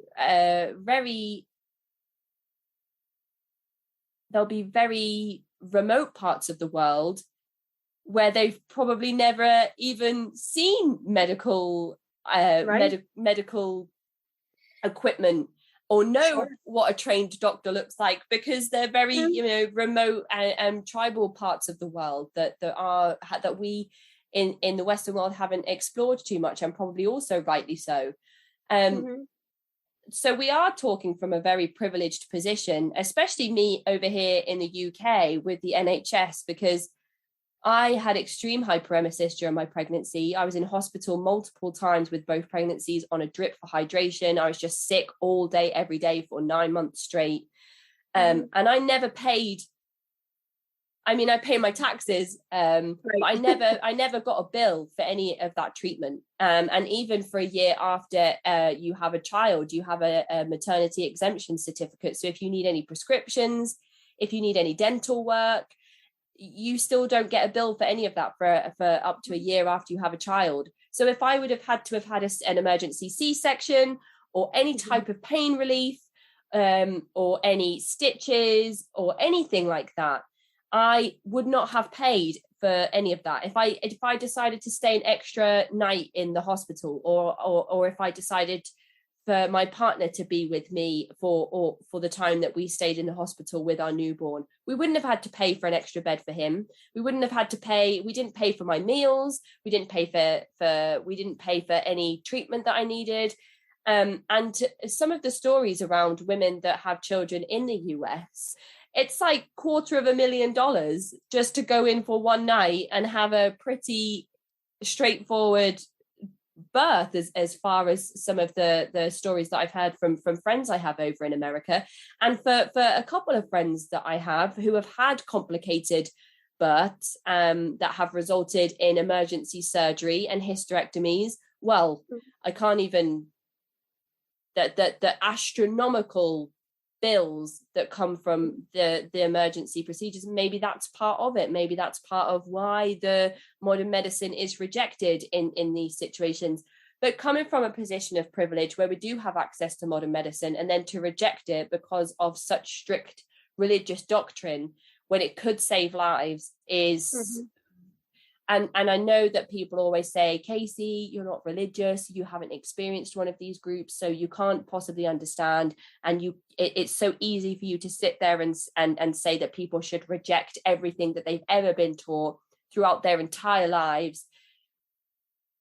But it's right there. It's right there, and people have died because it hasn't been accessed in the way that you've just described. This woman, she lived, but her unborn child didn't, and that's so heartbreaking. Yeah, and that's such a common occurrence, and that's why there was an investigation done in New South Wales, Australia. And I don't know a lot about the geography of Australia, but I think they said in Sydney too, or if it was around Sydney. But I know that there were two separate investigations on communes, and then this came from where the one elder who had passed away like a few months later, where the information about all this stuff came from. They actually only found, from what I could find, I looked for more recent information, and this was done I think it was done in 2020. I don't think I had anything from 2021, but they found one which they think was either 1 or 2 buried, but there are references to a commune in France about how they would try to hide the fact that they were burying, where they would get rid of the remains in other ways.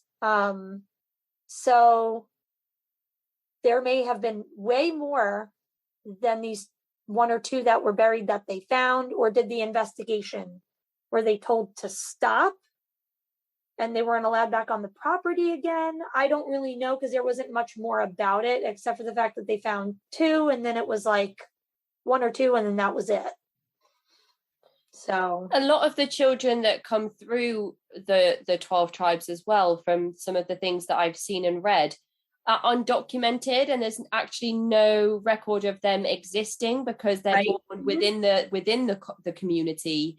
And so, of course, if they're not accessing modern medicine or hospitals, and then there's no really there's no opportunity for that. And it's very similar to the stuff that I looked into around Rock Terrier and the Anthill Kids, and how they lived in a community very, very isolated from the outside world, and how there were a number of infant and toddler remains found around that group. And so then you start to think about, not only must the parents be suffering with grief and the family members be suffering from grief from the death of a loved one, but if the child manages to be born and is alive when they are born, but then dies from complications a few days or weeks or even a couple of years into their life, what about the pain and discomfort that the baby experiences, or that the infant or toddler experiences? That is so sad to think about, that such a short life spent in such a way. And kind of taking that to an extra level when I looked at the Anthill Kids. And if people are kind of sensitive to this information, I recommend just never ever learning about them, because I definitely probably shouldn't have. Any crying from pain is met with discipline in the form of extreme physical abuse that has been documented in the 12 tribes also. So any child that is upset or in pain or in discomfort or misses their parents, because there's so much family separation that happens within these movements as well, they are just met with physical abuse, and to the point where the children just become so despondent and zombie-like, because any kind of emotion seems to be met with physical repercussions. Yeah, and that is what happens within the 12 tribes as well. Like, they have these, like I had mentioned before, and there was a visitor to the group who, there was a video he did. I don't remember if it was probably on YouTube. I sent you so many links, I don't remember which ones they were, but there's probably a video in there somewhere of a guy who was like kind of undercover, and he took a video of, like, near the fireplace in one of these communities, in one of the houses, where he saw like a packet that was like hanging from the fireplace of these sticks, these, like, they call them balloon sticks, but they're like, if you think of a balloon like on a stick, I don't know if you ever, you know what I mean? They're like plastic little sticks. They're kind of like that. Or like a 50 centimeter, I think that's like the biggest they could get, like, rod. But they could range in size, but they're like just like a stick that you would have hanging around in different parts of the house anytime your child makes any kind of a sound. And it could be anything. I mean, and it's not just the parents who are allowed to discipline their children, it's other members too, because you're living as a community and you are one family. So your kids could be happily like singing a song right in the living room, and the one starts to like do something, maybe they're like playing with their hair or scratching their arm, whatever they're doing that's distracting, and they could be told, like, you have to focus on what you're doing, or please stop. But typically it's a balloon stick, and you get hit with it to try to train you to go back into your place and be quiet. Or if you're singing, obviously you want to like be standing there and singing with your group and not playing around with your hair or whatever. But they routinely use these balloon sticks to try to train their child up in the way that they should go, so that they never veer off the path. It's kind of, I don't remember if it comes from the book of Ezekiel, or maybe I'm getting that wrong. I have them all in my notes here, but I have so many notes but they use like the stick as like, if you spare the rod, you spoil the child. That's another one that's always used, even though a rod was never, as somebody who has read the Bible a lot of times, the rod is never used to beat sheep into submission. It's used to point them on the way that they need to go and gently push them along, right? It's not used because that's what they use as their example. If you're going to spare that rod, then you're spoiling your child. Then your child is not going to grow up in the way that they need to in submission. And so they could be beaten for anything. But that's not what the Bible is actually telling them. But they're looking at it and interpreting it in that way. Like shepherds are not beating their sheep. They're gently getting them to go back into their pen or wherever they belong. And other members can easily just, if they don't like that the child is crying or being whiny, they could get another spanking. They could be taken into another room and paddled multiple times. Or, I mean, some of it is to the point where, like, I've heard stories of ex-members who, like, they're even told to, if they're changing their child's diaper and the child is moving around too much, turn them around and hit them a few times on the back or on the feet, the bottom of the feet, or on the hands to get them to stop, because it's like training a dog. And I'm thinking, I wouldn't even hit my dog. How do you do that to a human being? That sounds a lot like Heather Grace Heath's story in her memoir Lovingly Abused, where they use blanket training. And if like the baby wriggles off the blanket, then you but then she describes how some of the parents would, if the baby wasn't wriggling enough to move off the blanket, would just move the baby off the blanket so that they could do the blanket training, which is just absolutely abhorrent. Yeah. I mean, and how are you ever, that baby has no idea. Even small children, like when they start to develop and then they know, like, okay, they become fearful and they just kind of stop. It's not because they're learning to be a good person or to be a better person. They're learning fear. You're instilling trauma and fear into that baby or into those young children. And that's what they're going to grow up to either continue to do with maybe their children, or they might not be able to be right mentally from all of that abuse that they're enduring. And from all angles, spiritual abuse, educational abuse, physical. Yes. As you mentioned, there's no background checks on the types of people who are being invited in to join. So perhaps you're opening up the gates to people that really do have that really do get a kick out of administering that type of discipline on children. And if say my family were invited round to your families for dinner, and my husband or I feel like we punish children more severely than you do, and your child does something that I don't agree with, and then I severely punish your child with a spanking because we are a community. So if I see fit to punish your child, then I will. Who are you to tell me that I've been too severe? Is that seen as favoritism? Are you seen as protecting your child? Are you seen as kind of, there you go, you said don't spare the rod? Is that what you would be trying to do if you told me that I had been too harsh? Because that's exactly what happened with Mary Mahoney in her experiences when her children were struck in that way by other family members or people outside of her family. She couldn't say anything. She couldn't say, don't hurt my child, because then she would have been punished, or the punishment would have been more severe for her children after the punishment. There would have been an additional punishment for her children, because she would have been seen to have been favoring her children over other people's children. And rightly so. Is that not the maternal instinct to do that? Right. Oh, of course. I oh my goodness. I couldn't even imagine. I couldn't even imagine having to live in an environment where this is routinely done and it's seen as normal.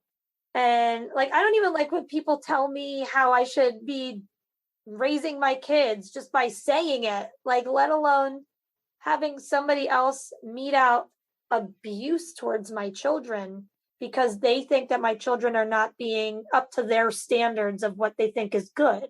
I really do think it must breed environments for predators to come in and take advantage of these particular practices as well in these insular communities. And if those people happen to be people in positions of leadership or positions of power, then even more detrimental to the child's development and to the child's well-being, because there's probably a very, very small chance that there will ever be any change in that situation if it is leadership that are the ones that are predators, more so than just the people carrying out these awful types of punishment. But you mentioned something about the book of Ezekiel before, and passages within the Bible are very important when it comes to the 12 tribes, because they are named after the 12 tribes of Israel. And I mentioned something about the number 7, and how women are expected to have 7 or more children. And I think the number 144,000, which is used so much in groups like the Jehovah's Witnesses and in the Latter-day Saints, it comes from Revelation 7, I believe, or it's at least referenced in Revelation 7. I myself haven't read the Bible, but the 144,000 people that are to go to heaven, it's made up of those 12 tribes of Israel. So there'll be 12,000 from each of the 12 tribes, which make up the 144,000 people that will go to heaven. Overall aim of the 12 tribes, as far as I could tell from my research, is that they are attempting to create their own army of 144,000 true members of the 12 tribes through the children that are born as second generation members of the 12 tribes. So once they have 144,000 second generation members of the 12 tribes, they will then have created God's kingdom on earth, and so can usher in the new age. Is that do you think that's right from the research that you've done? I don't know. It's funny because I haven't really come across the 144,000 much within their group. So you may have even found information that I haven't. And I've been studying them for a long time, but that's one thing that I didn't really come across, or when I was trying to prepare for this, I didn't have in my notes. But I could see it, because it's but I'm not going to say it is, unless you have seen something that I haven't. It is a very common theme in a lot of Christian groups to focus on this particular number. And it does come from Revelation 7:4. I think from what I'd read, that's why the restrictions and the punishments around the children are so severe, because the children have such a huge responsibility in ensuring that they pair off at some point and continue the lineage of 12 tribe members, so that they can get to this number. But there's so much more to talk about in terms of children growing up and pairing off, because I don't know if you managed to do any research around the matchmaking that happens within the 12 tribes, the marriage ceremonies and what they look like. And maybe then we can talk about a little bit of how the LGBTQIA plus community is viewed within the group, although I think the answer by this point is probably pretty obvious. For that, okay, so that one's an easy one. They're not considered to be clean. They're sinful. Marriages between one man and one woman, as prescribed in the Garden of Eden and Genesis by God. Anything outside of that is not according to God's plan for humanity. And so therefore they are sinful.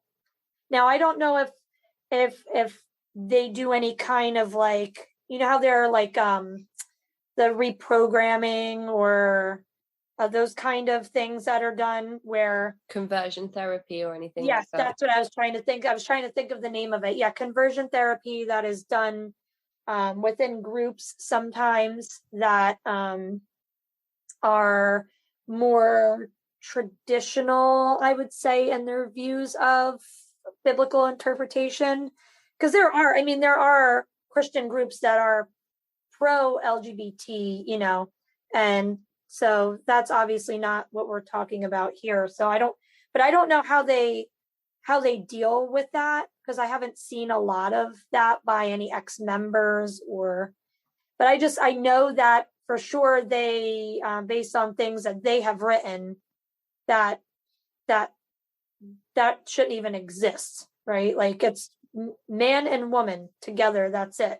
And the marriage ceremonies now, and I don't know what kind of punishment they would meet out with in the communities. Would they be kicked out if they found out a member was part of a group?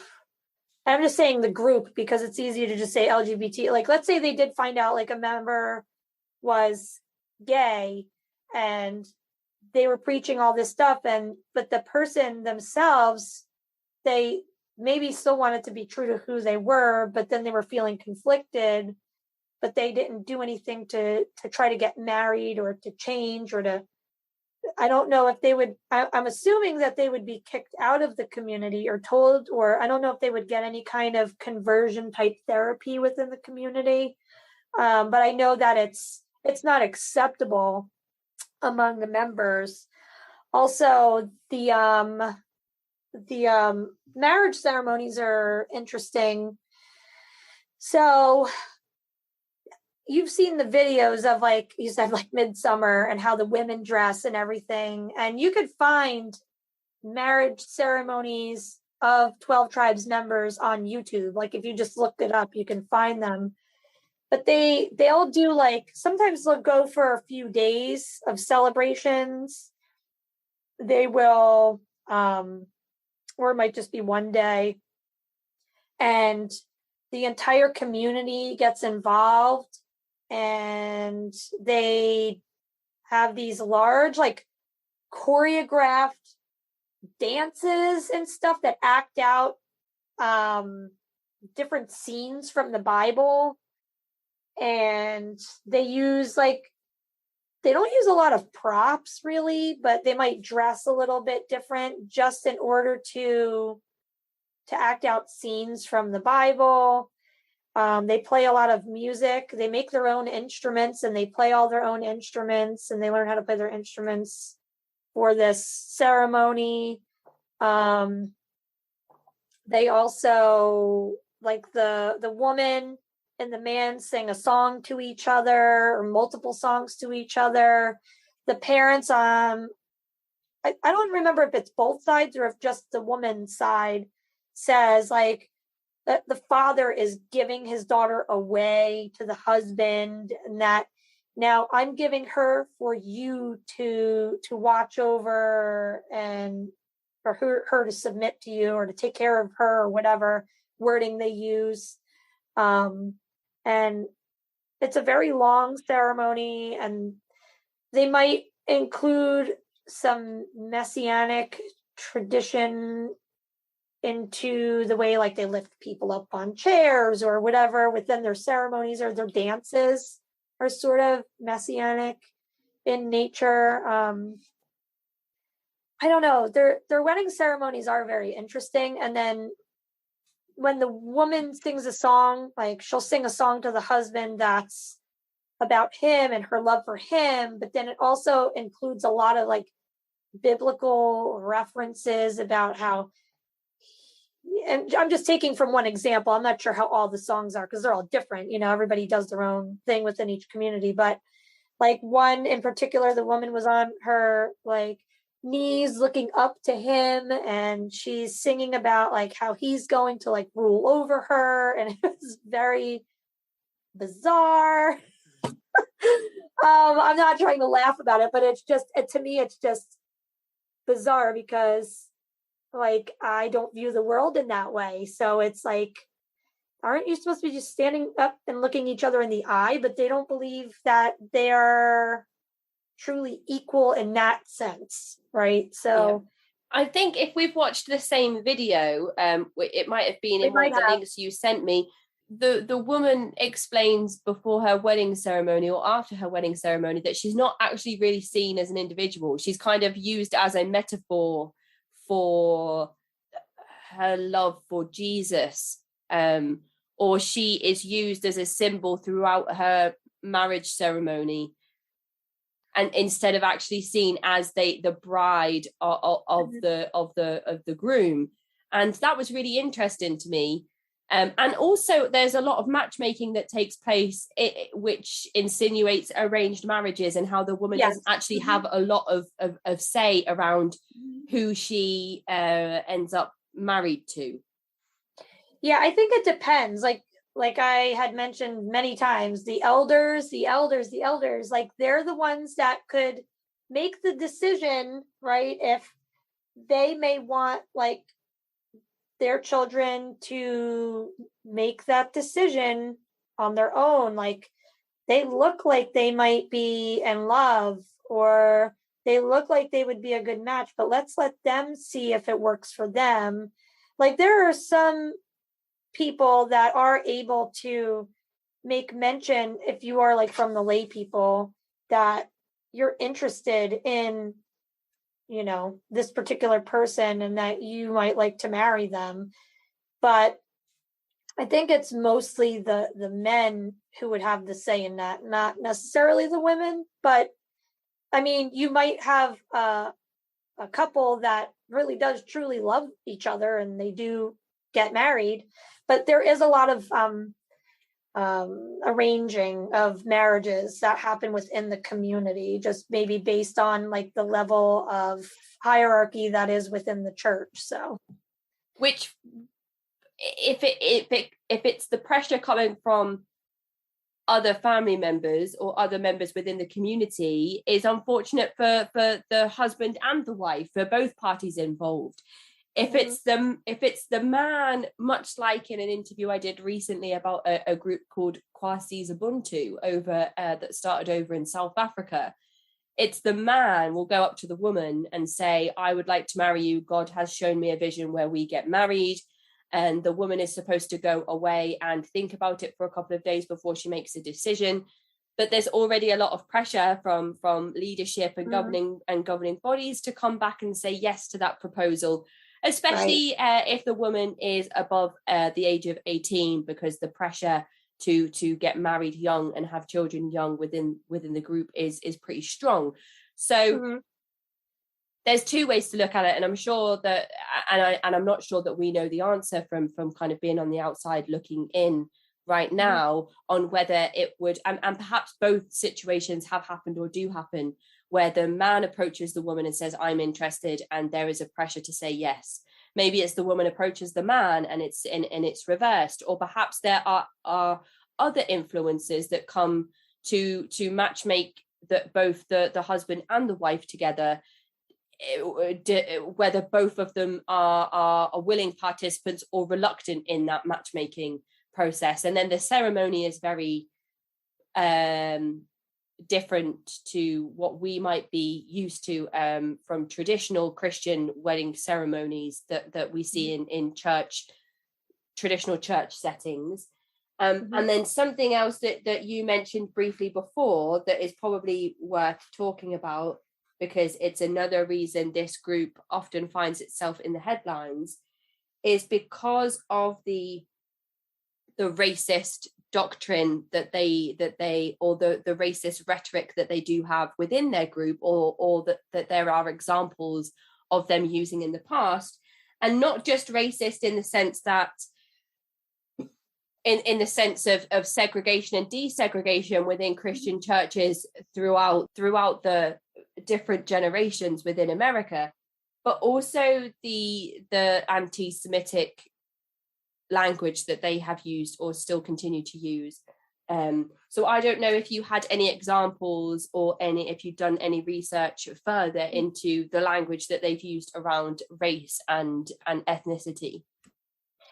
Yeah, so with the anti-Semitic language that they've used, I don't have a lot on here. I know that they were accused of having a bias against people who are Jewish. But the thing is, there was I think it might have even been by Spriggs himself, because I remember reading a quote somewhere that stated, like, how could we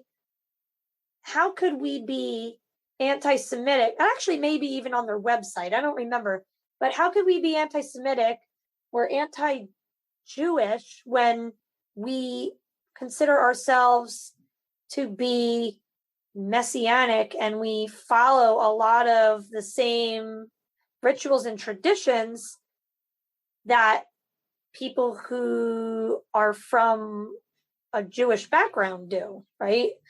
But they consider themselves Christians, so they believe that Jesus was the Messiah. Like, they're not still waiting for somebody to come. Like, they believe that Jesus was it and that he's going to return again, which is a little bit different just from a Jewish background, because Christianity has Jesus as that figure who is supposed to, and who has already come and who's coming again.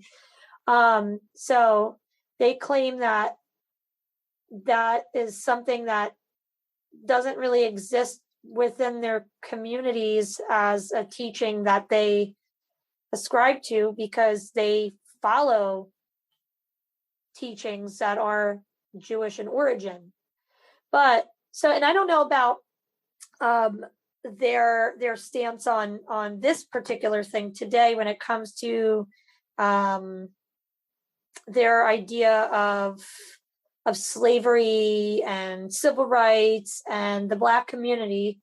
But there were some teachings that were done in Island Pond, New York, and this was back in 1991, so I was able to find this literature, and there was so much of it. So I'm just gonna name a few examples of what was actually said in the literature. And I think it was an article. It was called Ham, and it was written by somebody or spoken by somebody. I don't have the name of who wrote it. But here's from 1991, Island Pond, Ham's talk on the nations. There is a place outside of the holy city, heaven, where the tribes say they will live to rule over the nations. And this person says, and this is what he's teaching, what a marvelous opportunity that Blacks could be brought over here. So he's talking about New York in the United States, right? He's coming from the United States. How they could be brought over here to America to be slaves so that they could be found worthy of the nations. A good master would work by the sweat of his brow. If his slaves were lazy and disrespectful, he would beat them, which is what he was supposed to do.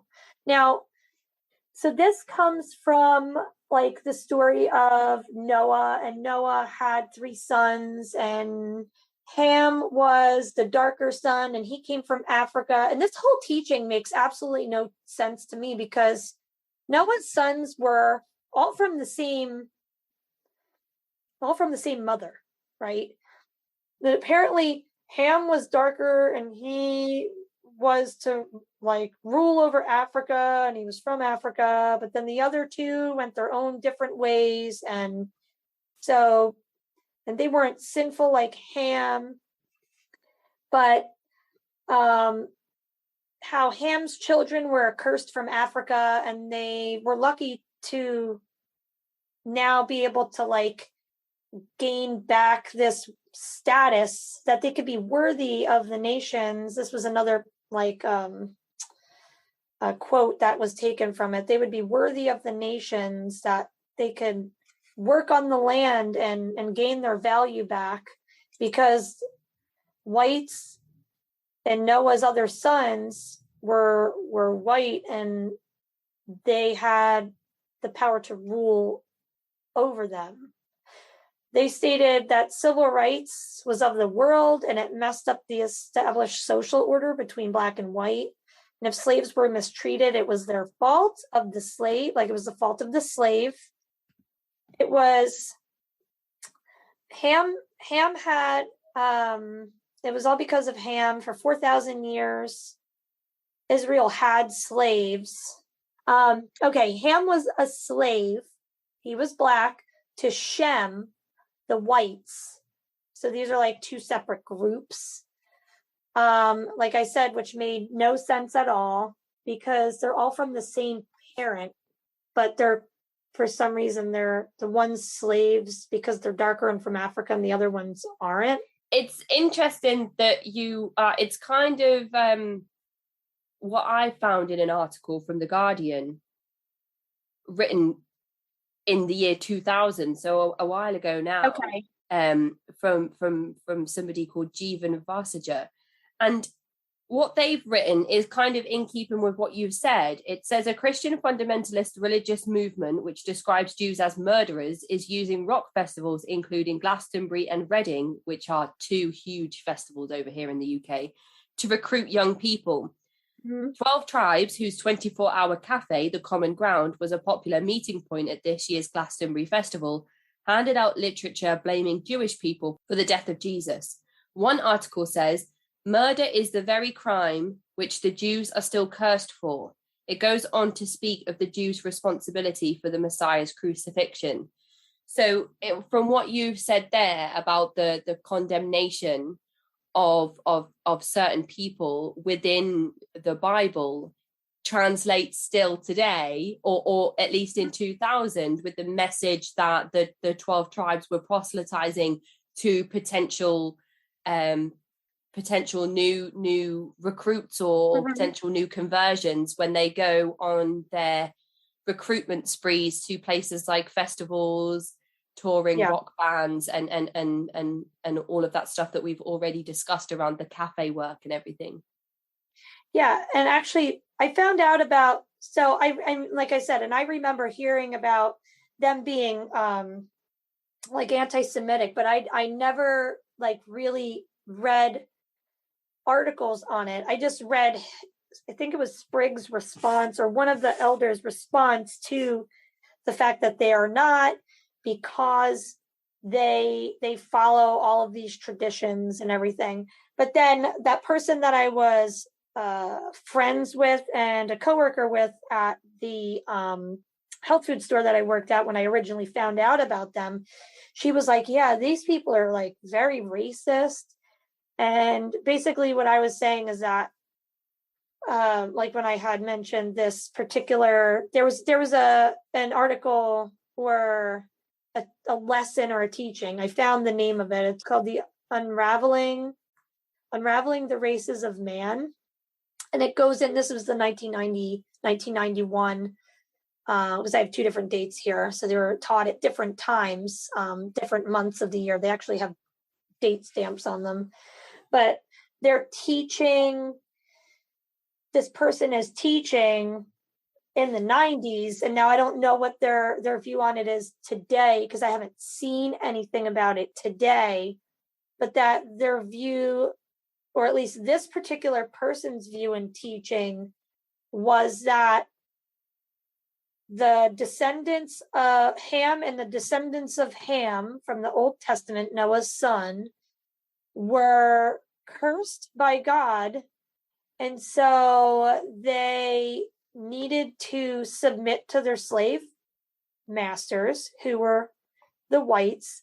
And so those people of African origin who were brought to America were given a great opportunity to become slaves so that they could be found worthy of the nations, because this would be their way of giving themselves back to God, because they're working hard in their role. That is their social order, where whites are from Noah's other son Shem, were more worthy and had almost like in Genesis, where man, he rules over woman submits to man. It's kind of the same idea, that within slavery you have the slave and you have the slave master. The slave is black, the slave master is white in this particular instance where they're talking about in this time of history.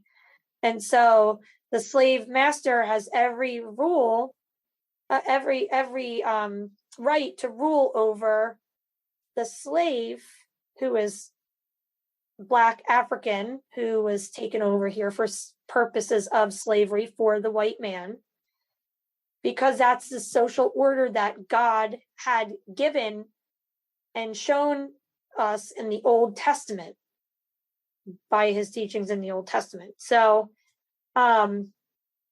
it's kind of, I think you can probably find this document online. I think I might have a link to that too. If I don't, I'll try to send it to you afterwards. But there are a lot of quotes that I took from it. So, and from your interpretations or from your literal reading of the Bible, whether that's Old Testament or New Testament, I know that we've said that the 12 tribes are very messianic in their practice, so they probably look more to the Old Testament than the New Testament, right, if it's in keeping with Judaism, or some parts of the Jewish practice. Have you ever read anything in any of the biblical or Bible versions that you've come across where there are examples of white men enslaving black men to further the progress of white men? No, I have not. No, much like the spare the rod quote is misinterpreted. Right. And there are a lot of stories about slavery in the Bible, but they have nothing to do with a person's color and how they interact with one another and how it's how and how everybody should be adopting the same practices in their everyday life. Right. Slavery is good. Come and join in. Yeah, no. And a lot of the stories that you read in the Old Testament are about how, slaves are going to exist, but you're meant to find that's not going to exist forever, because when you go into the New Testament, there's a passage, there's a line that says there's neither like Jew nor Greek, slave nor free, man or woman, male or female. And I might not be getting that exactly correct, but that's pretty much what it says, that you are all one under Christ Jesus. So if their understanding of the Old Testament, but then they believe in Jesus, then why are they not believing in that New Testament verse that says that there is no slave or free? Like, you're just all, like, no male or female, like, you're just all one under Christ Jesus. You're all the same. And they do have Black members within their communities, not a whole lot, but if you watch some of the YouTube videos, you may see like that there's like one or two members that or a family, a Black family within one or more communities that you may see. Now, in different parts of the world, it may be different, I'm not sure how many within the United States there are, but there aren't a lot. And like I said, I don't know if they have these teachings anymore or if they've changed them, because this was back in 90 and 91. So I don't know if over time their message has changed. Well, that article from the Glastonbury Festival was 2000. Oh, that was 2000, right? Yeah. So that perhaps was even from 2000 to today, maybe it's changed. Maybe it's changed, yeah. But so, in a lot of the stuff that I have watched or read, where the 12 Tribes leadership has been accused of being racist or having racist doctrine or rhetoric, they are so quick to say, but we have people within the community that are right. Persons of color. Yeah. But that doesn't, just because there are members within the group that are not white in skin color doesn't mean that you're not racist. Right. So and much in the same way that Spriggs was so quick to talk about how they pay property taxes and that's why they shouldn't be investigated for child abuse. Right. It just because you pay property taxes, like most hardworking, lawful people pay their taxes anyway, doesn't mean that you're not abusing children. One has nothing to do with the other. So the last few points that I have to go over that I wondered if you could shed any light on are the scandals that have landed the 12 tribes into the hot water, to court cases, to news articles coming out about them. I've got written here Germany and the community in Germany that came under investigation.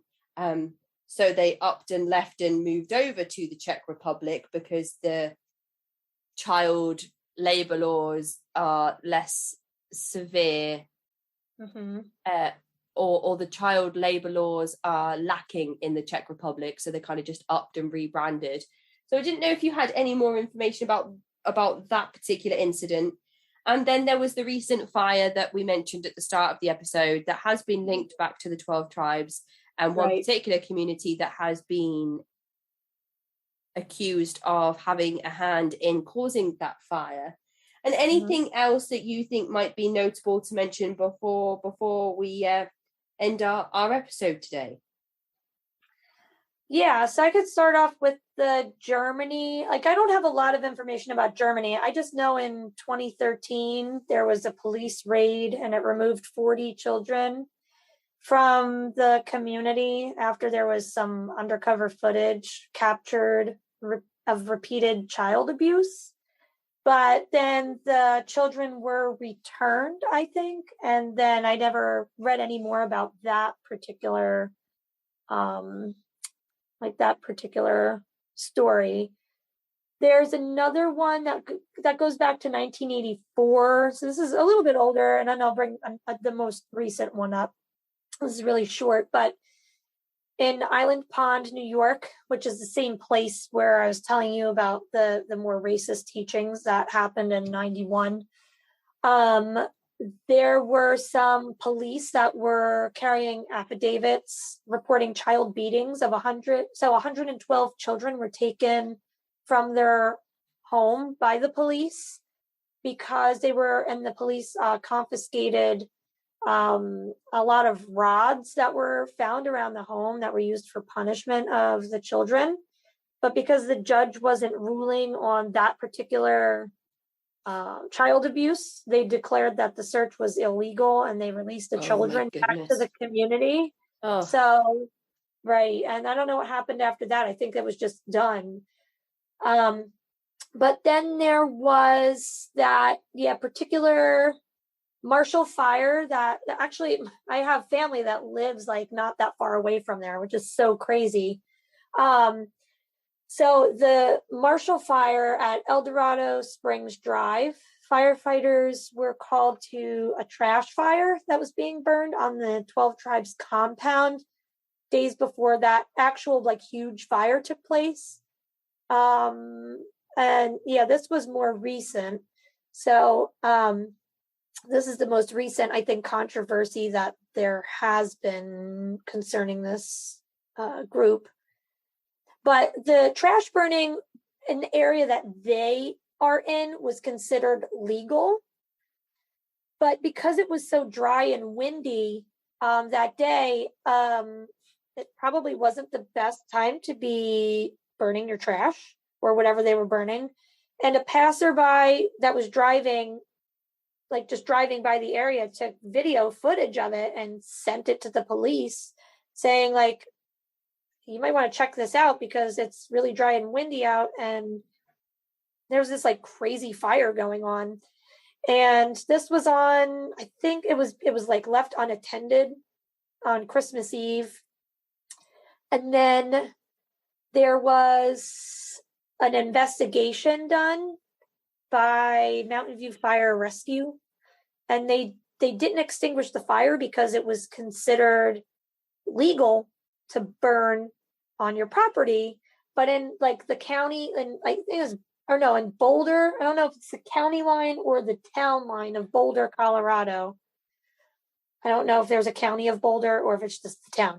But in Boulder, which is like right there, on days that it's extremely windy or dry, you're not allowed to have, there's like a burn ban on everything. Like you can't burn anything because it could cause wildfires. But because they weren't over that county or that town line, whichever it was, and I'm sorry that I can't tell you which one it is, it didn't count as being an illegal activity. So, but there was a shed that was also on fire that was burning on their property. Whether they did it on purpose, it seems that they did, because they like dug a trench line around the entire thing to keep it from like going over. But this fire destroyed 1,000 homes. It burned 6,000 acres, I'm sorry, in Superior, Louisville, I think. Oh, in Boulder County. So it is Boulder County. One man was killed. One woman was reported missing. I don't know if any more people were found to be missing or killed in this fire, but it destroyed like a few entire towns. And they had a burn expert, like a fire rescue, some kind of expert on like studying from a drone, studying the site. And she said it's possible that if and people were burning like railroad ties. So there was like a fire marshal on there as well. And railroad ties are humongous. Like they're huge. I don't know if you know like how big railroad ties can be, but they're humongous. But they were being burned, and the fire marshal said for railroad ties, those, I don't think they were burned on the same day, but they might have been burned around that time. They have creosote on them, which makes them highly flammable. So they could just burn ongoing forever and ever and ever until you put the fire out, because it's like never cleaning out your chimney and then your house catches on fire because you never had your chimney cleaned because the creosote builds up. But they also said that it's possible that the fire could have spread underground and gotten to a tree root and actually burned up through the ground up into the trees that way as well. And they're pretty sure that it all started with this community, that but they weren't considered to be doing anything illegal because of the law within that town. But the fact that they were doing it on a day that was like really dry and windy, that was not really a good choice.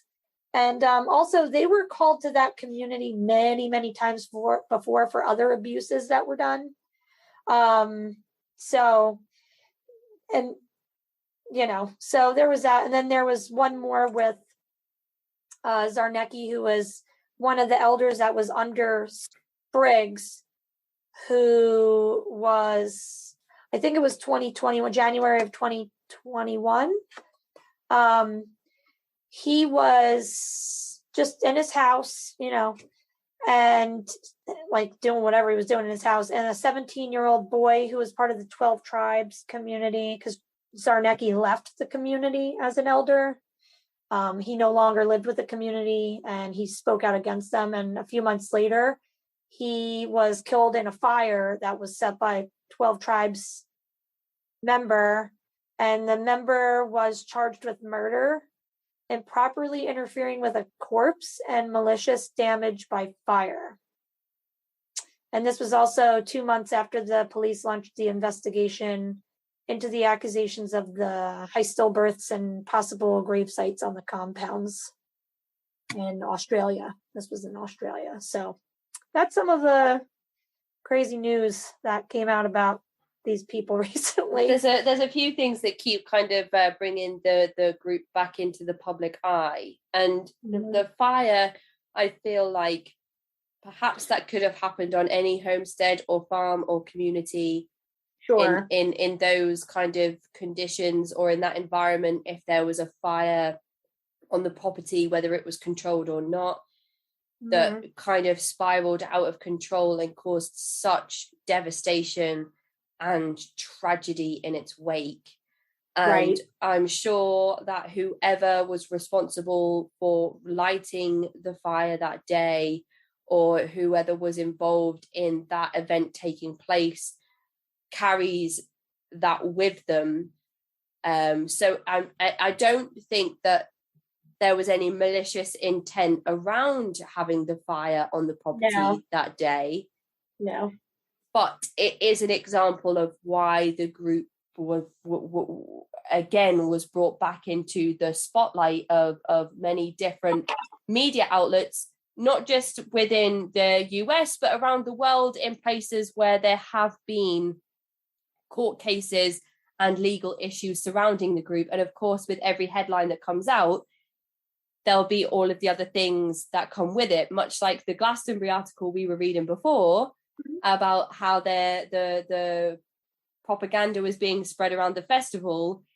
In that news article includes historic messages and rhetoric that the group have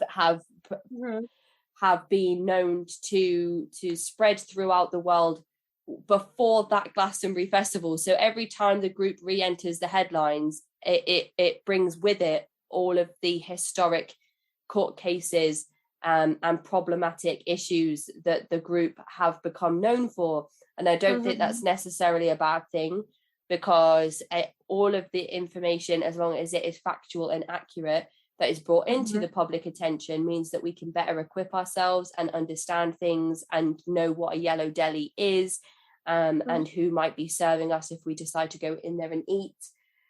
But there are other things that have happened, like the 17-year-old going to take the life of an ex-member who has decided to bravely speak out against the group and the types of abuses that take place.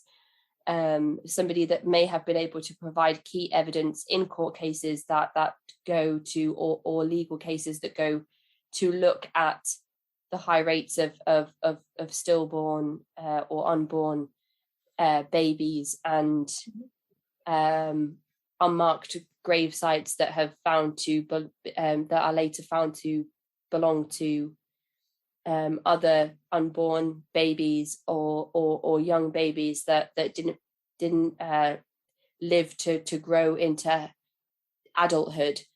So that is something that I'm sure now will become a staple part of future news articles that come out about the 12 tribes, when more things come forward about this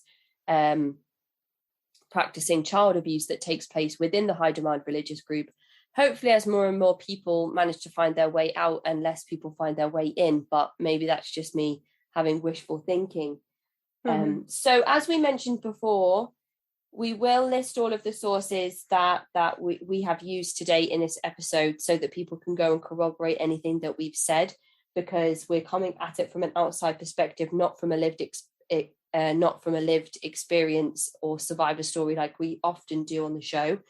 But before we finish today, there is something that I wanted to mention, and that is the fact that you, Sarah, do have your own podcast.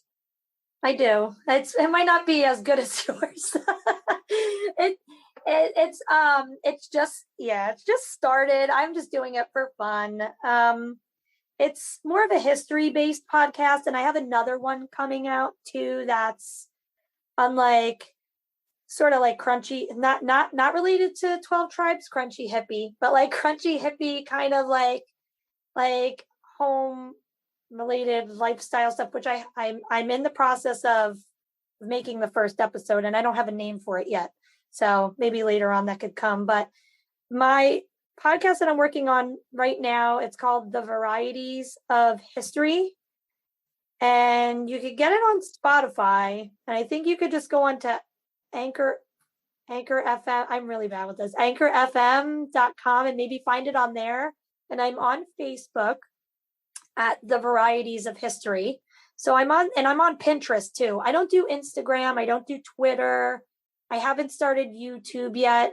It's like way too many things, and I don't have a lot of time for even just making the podcast. But the podcast is more like quirky, fun kind of history. So I'm like wearing a macaroni and cheese shirt right now, and I did one on like the history of macaroni and cheese. I did one on like the history of potato chips and the Hers Potato Chip Factory, which is 10 minutes from my house. I did another one on sacred harp singing. I'll be doing like ones on states that never existed. For each state that never existed, I'll like do different information about each one on each episode. I'm only on episode 4 or 5 right now, so it's like really, really early. But I can't wait for you to come on. We got to talk about some cool stuff. Absolutely. Yeah. I'm really excited. I mean, if anybody is interested in listening to Sarah's podcast, Sarah has a master's degree in the studies of the early American history, or the early history of America. So obviously very good at understanding the importance of correct research and citing the correct source material, as we've kind of heard in today's episode. But hopefully, if people are going through the back catalogue, then there'll be a few more episodes out by the time that people stumble across this episode. So that's the Varieties of History podcast. And I will find the Anchor FM link for that podcast and put that also in the episode description. So if anybody wants to go and check that out, or have a subscribe, or leave a little review or rating, or anything that will help to push Sarah's show through the algorithm, then we would really appreciate that today. And if there's anything that you think that I can help you with around the history of, I think I said there's not really many things that I know too much about, other than the kind of the birth and life of maybe the Beatles, just because I'm of where I studied university and where I've lived for the last 10 years over in Liverpool. So anything that you think of that I might be able to help with, I'd love to be able to come on your show and hopefully bring one or two of my listeners over to your show to have a little listen. So thank you so much, Sarah, for all of your research, for coming to me, and for being a listener of the show, and for being willing to come over to my podcast today to sit down and talk with me, and to bring this new topic around the 12 tribes to the podcast, which is something that has been so highly requested. Every time I say, does anybody have a request? There's always somebody that says, look at the 12 tribes, please cover the 12 tribes. Have you spoken about the 12 tribes? So now we've done that with your help. Awesome. And thank you so much for coming here and just having this lengthy dialogue with me today. Oh, you're welcome. Thank you for having me on. I'm really excited to hear it when it comes out. And I love this podcast so much. So I hope people find an interest in this group, because they are very interesting. and they are everywhere. Yeah. Oh, they're everywhere. Yeah. So, but yeah, thank you so much for having me on. This is an awesome time. It's absolutely been such an honor of mine, Sarah. Enjoy the rest of your day. I'll speak to you soon. All right. Thank you. Take care. Too. Bye. Bye. That is the end of this week's episode. If you'd like to get in touch, you can find me at cultvaultpodcast@gmail.com, or follow me on Twitter and Instagram @cultvaultpod. I'm your speaker, Casey, and this has been The Cult Vault.